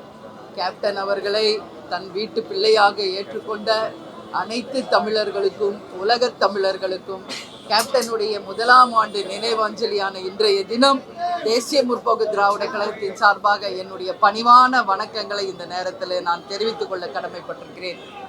இன்றைக்கு கேப்டனுடைய முதலாம் ஆண்டு நினைவஞ்சலியில் கலந்து கொள்ள வேண்டும் என்று தமிழகத்தில் இருக்கின்ற அனைத்து கழகத்திற்கும் நேரடியாக சென்று சுதீஷ் அவர்களும் பார்த்தசாரதி அவர்களும் விஜயபிரபாகர் அவர்களும் நேரடியாக வர வேண்டும் என்று அழைப்பு விடுத்தனர். அந்த அழைப்பை எடுத்து திமுகவிலிருந்து அமைச்சர் சேகர்பாபு அவர்களும் அனைத்து இந்திய அண்ணா திராவிட முன்னேற்ற கழகத்தின் சார்பாக சகோதரர் ஜெயக்குமார் அவர்களும் பாரதிய ஜனதா கட்சியின் சார்பாக அண்ணாமலை அவர்களும் தமிழிசை சவுந்தரராஜன் அவர்களும் அதே போல இன்றைக்கு மற்ற கட்சிகள் எல்லாமே, அதாவது அண்ணன் திருநாவுக்கரசு, அதே மாதிரி பகுஜன் சமாஜ் கட்சி, அம்மா சசிகலா அம்மா, ஓபிஎஸ் அவர்கள், ஜி.கே. வாசன் அவர்கள், சீமான் அவர்கள் என்று அனைவரும், அது மட்டும் இல்லாமல் திரையுலகில் இருந்து ஸ்டண்ட் மாஸ்டர் யூனியன்லேருந்து, அதே மாதிரி ப்ரொடியூசர் கவுன்சிலிருந்து, டைரக்ஷன் கவுன்சிலிருந்து, பெப்சிலிருந்து வந்து தலைவர் அவர்களுக்கு அஞ்சலி செலுத்தியிருக்காங்க. அது மட்டும் இல்லாமல் தொலைபேசியிலும் சமூக வலைதளங்களிலும் அத்தனை பேரும் தலைவர் அவர்களுக்கு புகழாஞ்சலியை செலுத்திய அனைத்து தலைவர்களுக்கும், கழகத்தினுடைய நிர்வாகிகளுக்கும், தமிழக மக்களுக்கும், உலக மக்களுக்கும் இந்த நேரத்தில் என்னுடைய நன்றிகளை உரித்தாக கடமைப்பட்டிருக்கிறேன். அதே மாதிரி இப்போ நம்ம பார்த்தோம்னா ரஜினி சார், கமல் சார், முதலமைச்சர் ஸ்டாலின் அவர்கள் எல்லோருமே இன்னைக்கு வந்து கேப்டனுக்கு வந்து புகழாஞ்சலி செலுத்தியிருக்காங்க. இன்றைக்கு காலையில் இருந்து உங்களுடைய பணிகளை சிறப்பாக செய்த பத்திரிகை நண்பர்களுக்கு இந்த நேரத்திலே தேமுதிக சார்பாக என்னுடைய நன்றிகளை நான் தெரிவித்துக் கொள்ள கடமைப்பட்டிருக்கேன். அயராது பாடுபட்ட எங்களுடைய கழகத்தினுடைய தொண்டரணியினருக்கும் இந்த புகழாஞ்சலியிலே கலந்து கொண்ட அனைத்து மாவட்ட செயலாளர்களுக்கும் கழகத்தினுடைய நிர்வாகிகளுக்கும் மகளிர் அணி சகோதரிகளுக்கும் பொதுமக்களுக்கும் என் அன்பு சகோதர சகோதரிகளுக்கு இந்த நேரத்தில் என்னுடைய நன்றிகளை தெரிவித்துக் கொள்ள நான் கடமைப்பட்டிருக்கிறேன். காவல்துறை மிக சிறப்பாக இன்னைக்கு அவங்க பணியை செஞ்சிருக்காங்க. அனைவருமே இங்கிருந்து காலையிலிருந்து இது வரைக்கும் இருந்து அவங்களுடைய பணிகளை சிறப்பாக செய்த காவல்துறைக்கும் எங்களுடைய நன்றிகளை இந்த நேரத்தில் நான் தெரிவித்துக்கொள்ள கடமைப்பட்டிருக்கேன். ஏன்னா காவல்துறை அப்படின்னாலே அதற்கு அடையாளமாக விளங்கியவர் கேப்டன் அவர்கள் என்பது அனைவருக்குமே தெரியும். எனவே ஒட்டுமொத்த காவல்துறைக்கும் பத்திரிகை நண்பர்களுக்கும் இந்த நேரத்தில் தேமுதிக சார்பாக என்னுடைய நன்றிகளை நான் தெரிவிச்சுக்கிறேன். காலையில் 6 மணி முதல் மாலை 6 மணி வரை இன்று ஒரு நாள் முழுவதும் கேப்டனுடைய நினைவை என் மனதிலே கொண்டு மௌன அஞ்சலி செலுத்தி இருக்கிறேன். ஏன் அந்த 6 to 6 நீங்கள் நினைக்கலாம், கேப்டன் நம்மை விட்டு பிரிந்தது சரியாக 6:10. எனவே அதை நினைச்சாலே எனக்கு மிக மிக துக்கமாக வருது. அதனால் இந்த 12 மணி நேரம் தலைவருக்காக மௌன அஞ்சலி செலுத்தி அவருடைய ஆத்மா சாந்தி அடைந்து மக்களுக்காகவே வாழ்ந்தார், மக்களுக்காகவே வாழ்ந்து கொண்டிருக்கிறார், இனி எப்போதுமே மக்களுக்காகவே வாழ்வார் என்பதை இந்த நேரத்தில் நான் சொல்ல கடமைப்பட்டிருக்கேன். மனிதராய் பிறந்து புனிதராய் வாழ்ந்து இன்னைக்கு தெய்வமாக ஒட்டுமொத்த மக்களாலும் ஏற்றுக்கொள்ளப்பட்ட ஒரு புனித ஆத்மாவாக இன்னைக்கு கேப்டன் அவர்கள் இருக்காங்க. நிச்சயமாக நம்முடன் இருந்து நம்மை வழி நடத்துவார் என்ற நம்பிக்கையில தான் நாங்கள் இன்னைக்கு ஒவ்வொரு நாளும் எங்களுடைய நாளை தொடங்கிக்கிட்டிருக்கோம். எனவே நிச்சயமாக வருங்காலம் தமிழ்நாட்டில் கட்டாயம் கேப்டனுடைய ஆசீர்வாதத்தில் தமிழ்நாட்டுக்கும் மக்களுக்கும் நிச்சயம் நல்லதே நடக்கும் என்பதை இந்த நேரத்தில் நான் தெரிவித்துக் கொள்ள கடமைப்பட்டிருக்கிறேன். மேடம், அதே காவல்துறை நம்மளுக்கு அனுமதியும் பேரணிக்கு அனுமதியும் வருது. அது நம்ம முறைப்படி காவல்துறையை அணுகி இந்த மாதிரி அமைதி பேரணி நம்ம நடத்த இருக்கிறோம், அதுக்கு அனுமதி வேண்டும் என்று நம்ம கேட்ட முறைப்படி சுதீஷ் அவர்கள், பாட்சாதி அவர்கள், நல்லதம்பி அவர்கள் என்று கழக நிர்வாகிகளே நேரடியாக சென்று பலமுறை அணுகி அனுமதி கேட்டாங்க. ஆனால் அனுமதி மறுக்கப்பட்டது. இருந்தாலும் அத்தனை பேர் இன்னைக்கு லட்சக்கணக்கான தொண்டர்கள் இன்னைக்கு தேமுதிக சார்பாகவும் பொதுமக்களும் இன்னைக்கு திரண்டு அந்த பேரணியை இன்னைக்கு அமைதியான முறையில் நாங்கள் நடத்தி இருக்கிறோம். எப்பொழுதுமே சட்டம் ஒழுங்குக்கு கட்டுப்பட்டவர்கள் தான் தேமுதிக. அதனால் சட்டம் ஒழுங்கை மீறி என்றைக்கும் நாங்கள் செயல்பட மாட்டோம். ஏன்னா கேப்டன் எங்களை அப்படி தான் இராணுவ கட்டுப்பாட்டோட எங்களை வழி நடத்தி இருக்கிறார். இனி வருங்காலங்களும் அப்படி தான் இந்த கழகம் இயங்கும். எனவே அமைதி பேரணியாக நாங்கள் சட்டம் ஒழுங்குக்கு எந்த ஒரு சீர்கேடு இல்லாமல் இன்னைக்கு தலைவருடைய நினைவாஞ்சலியை அமைதியான முறையில் அகிம்சை முறையிலே நாம் செய்திருக்கிறோம். அதற்கு ஒட்டுமொத்த காவல்துறைக்கு இந்த நேரத்தில் என்னுடைய நன்றிகளை நான் தெரிவித்துக் கொள்கிறேன். தமிழக அரசுக்கும் என்னுடைய நன்றிகளை இந்த நேரத்தில் தெரிவித்துக் கொள்கிறேன்.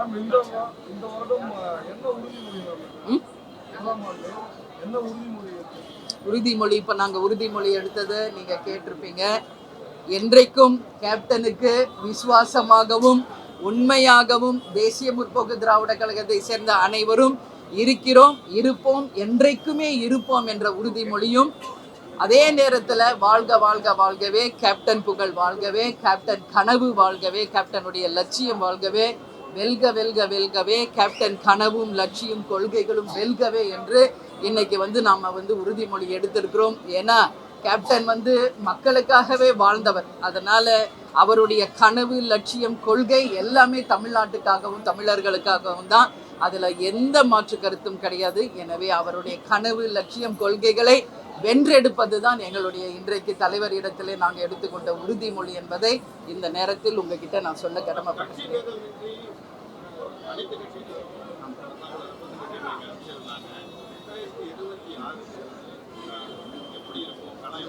நீங்கள் உடனே கூட்டணியை பற்றி கேட்குறீங்க. நான் ஒரு விஷயம் மட்டும் உங்ககிட்ட சொல்கிறேன்.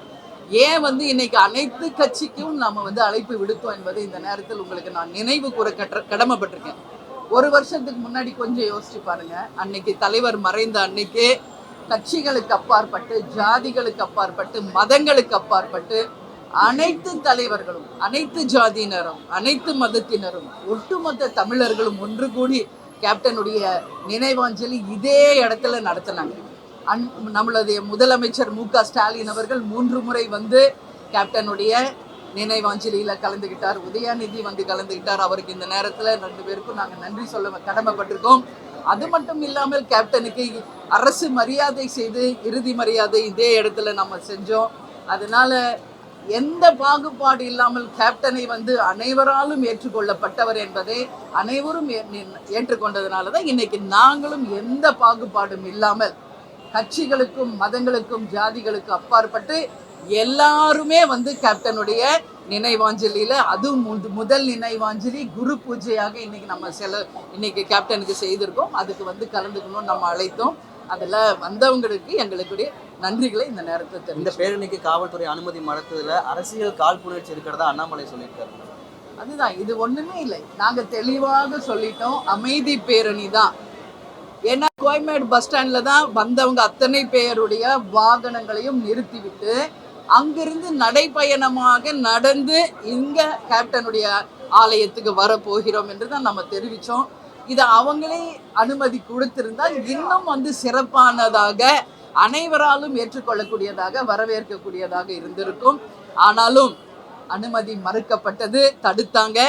இருந்தாலும் நாங்கள் சொன்னதுக்கேற்ப அப்புறம் வந்து கூட்டம் அதிகமாக இருந்ததுனால நாங்கள் வந்து எங்களுடைய நடைப்பயணத்தை அப்படியே தொடங்கணும். பேரணியை அப்படியே வந்து அமைதி முறையில் இங்கே வந்து அடைஞ்சோம். அது அவங்களே கொடுத்திருந்தா இன்னும் மிகச்சிறப்பாக வரவேற்கக்கூடியதாக இருந்திருக்கும் என்பதுதான் எங்களுடைய கருத்தும் கூட.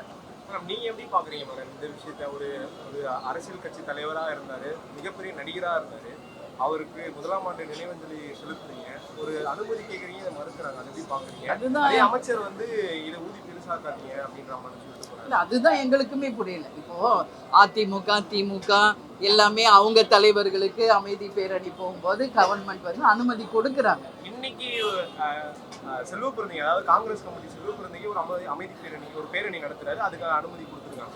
அது இந்த மாதிரி அதுதான் எங்களுக்குமே புரியல. இப்போ 4 தலைவர்கள் பீச்சில் வந்து அடக்கம் செய்யப்பட்டிருக்காங்க. அவங்களுடைய நினைவு நாள் வரும்போது அமைதி பேரணி அண்ணா அவர்களுக்கும், கலைஞர் அவர்களுக்கும், எம்ஜிஆர் அவர்களுக்கும், புரட்சி தலைவி ஜெயலலிதா அவர்களுக்கும் அவங்க அனுமதி பெற்று பேரணி செல்ல, அமைதி பேரணி செல்ல கவர்மெண்ட் அலோவ் பண்ணுறாங்க.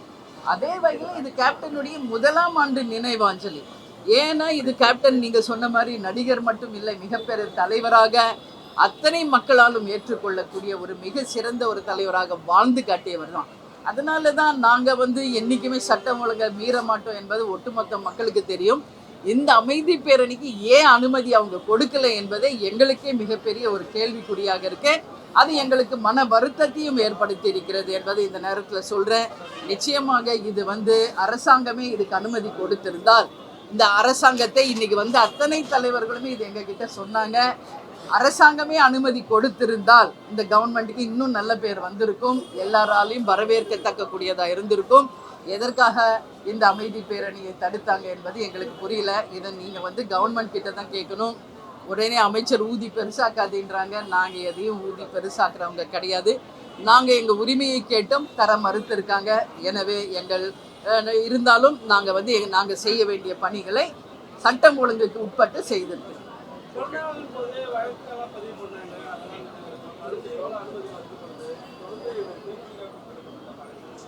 தொடர்ந்து தேமுதிகக்கு அனுமதி மறுக்கப்படுகிறது என்பது பத்திரிகை நண்பர்களாக நீங்களே சொல்றீங்க. அதனால என்னன்னு தெரியல, மேபி அவங்களோட கூட்டணியில் இல்லையா, இல்லை கேப்டனுக்கு ஒரு மிகப்பெரிய தொண்டர்கள் குவிந்து விடுவார்கள் என்ற அச்சமா, என்னன்னு எனக்கும் புரியல. நிச்சயம் சட்டம் ஒழுங்கு பிரச்சனை வராது என்பது எல்லாருக்கும் தெரியும். எதனால் மறுத்தாங்க என்பது தெரியல. இன்னைக்கு லட்சக்கணக்கான தொண்டர்கள் கூடினதே அதுக்கு ஒரு சாட்சி. எனவே அரசு அனுமதி மறுத்தாலும் இன்னைக்கு லட்சக்கணக்கான தொண்டர்களுடைய ஆதரவோடு இந்த அமைதி பேரணி கேப்டனுக்கு முதலாம் ஆண்டு புகழாஞ்சி குரு பூஜை சிறப்பாக நடந்திருக்கிறது. அதனால கலந்து கொண்ட எல்லாருக்குமே நாங்கள் நன்றிகளை தெரிவித்துக்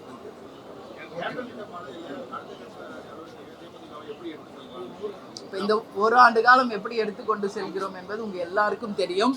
ஏன்னா ஆல்மோஸ்ட் பத்திரிகை நண்பர்கள் இங்கே தலைமை கழகத்தில் ஆல்மோஸ்ட் எங்கள் கூட இருந்து பார்த்துக்கிட்டு தான் இருக்கீங்க. இனி வருங்காலங்களும் நிச்சயமாக அன்னதானமும் தொண்டர்களை சந்திப்பதும் கழக வளர்ச்சியும் அடுத்த கட்ட தேர்தலை சந்திப்பதற்கும் தேமுதிக தயாராக இருக்கிறது. இனி ஒவ்வொன்றாக புது வருடம் தொடங்கினவுடன் எல்லா வகையிலும் தேமுதிக வீறு நடை போடும் என்பதை இந்த நேரத்தில் உங்களுக்கு தெரிவித்துக் கொள்கிறேன். கண்டிப்பாக அதுதான் முதல்லயே நான் சொல்லியிருக்கேன். இந்த பிரபஞ்சம் இருக்கும் வரை கேப்டனுடைய புகழை, ஏன்னா அவருடைய ஆன்மா அதில் தான் சந்தோஷப்படும். கேப்டன் ஆன்மா எங்கே இருக்குன்னு எனக்கு தெரியும். கேப்டன் எதை பார்த்து சந்தோஷப்படுவார் என்பது தெரியும். அந்த அன்னதானத்தில் தான் கேப்டனுடைய ஒட்டுமொத்த மகிழ்ச்சியும் இருக்குது. இன்னைக்கு கூட கருடர் வந்து எத்தனை முறை இங்கே வலம் வந்தார், எத்தனை முறை ஆசீர்வாதம் பண்ணார் என்பதை நீங்களும் பார்த்தீங்க. அதனால கேப்டன் எங்கேயுமே போல இங்கே தான் இருக்காரு, நம்மளோட தான் இருக்காரு. அதனால நிச்சயமாக கேப்டனுடைய கனவு, லட்சியம், கொள்கை, அவருடைய அன்னதானத்தை என்னைக்கும் நாங்கள் தொடருவோம் என்பதையும் இந்த நேரத்தில் நான் சொல்றேன். நன்றி நன்றி நன்றி நன்றி.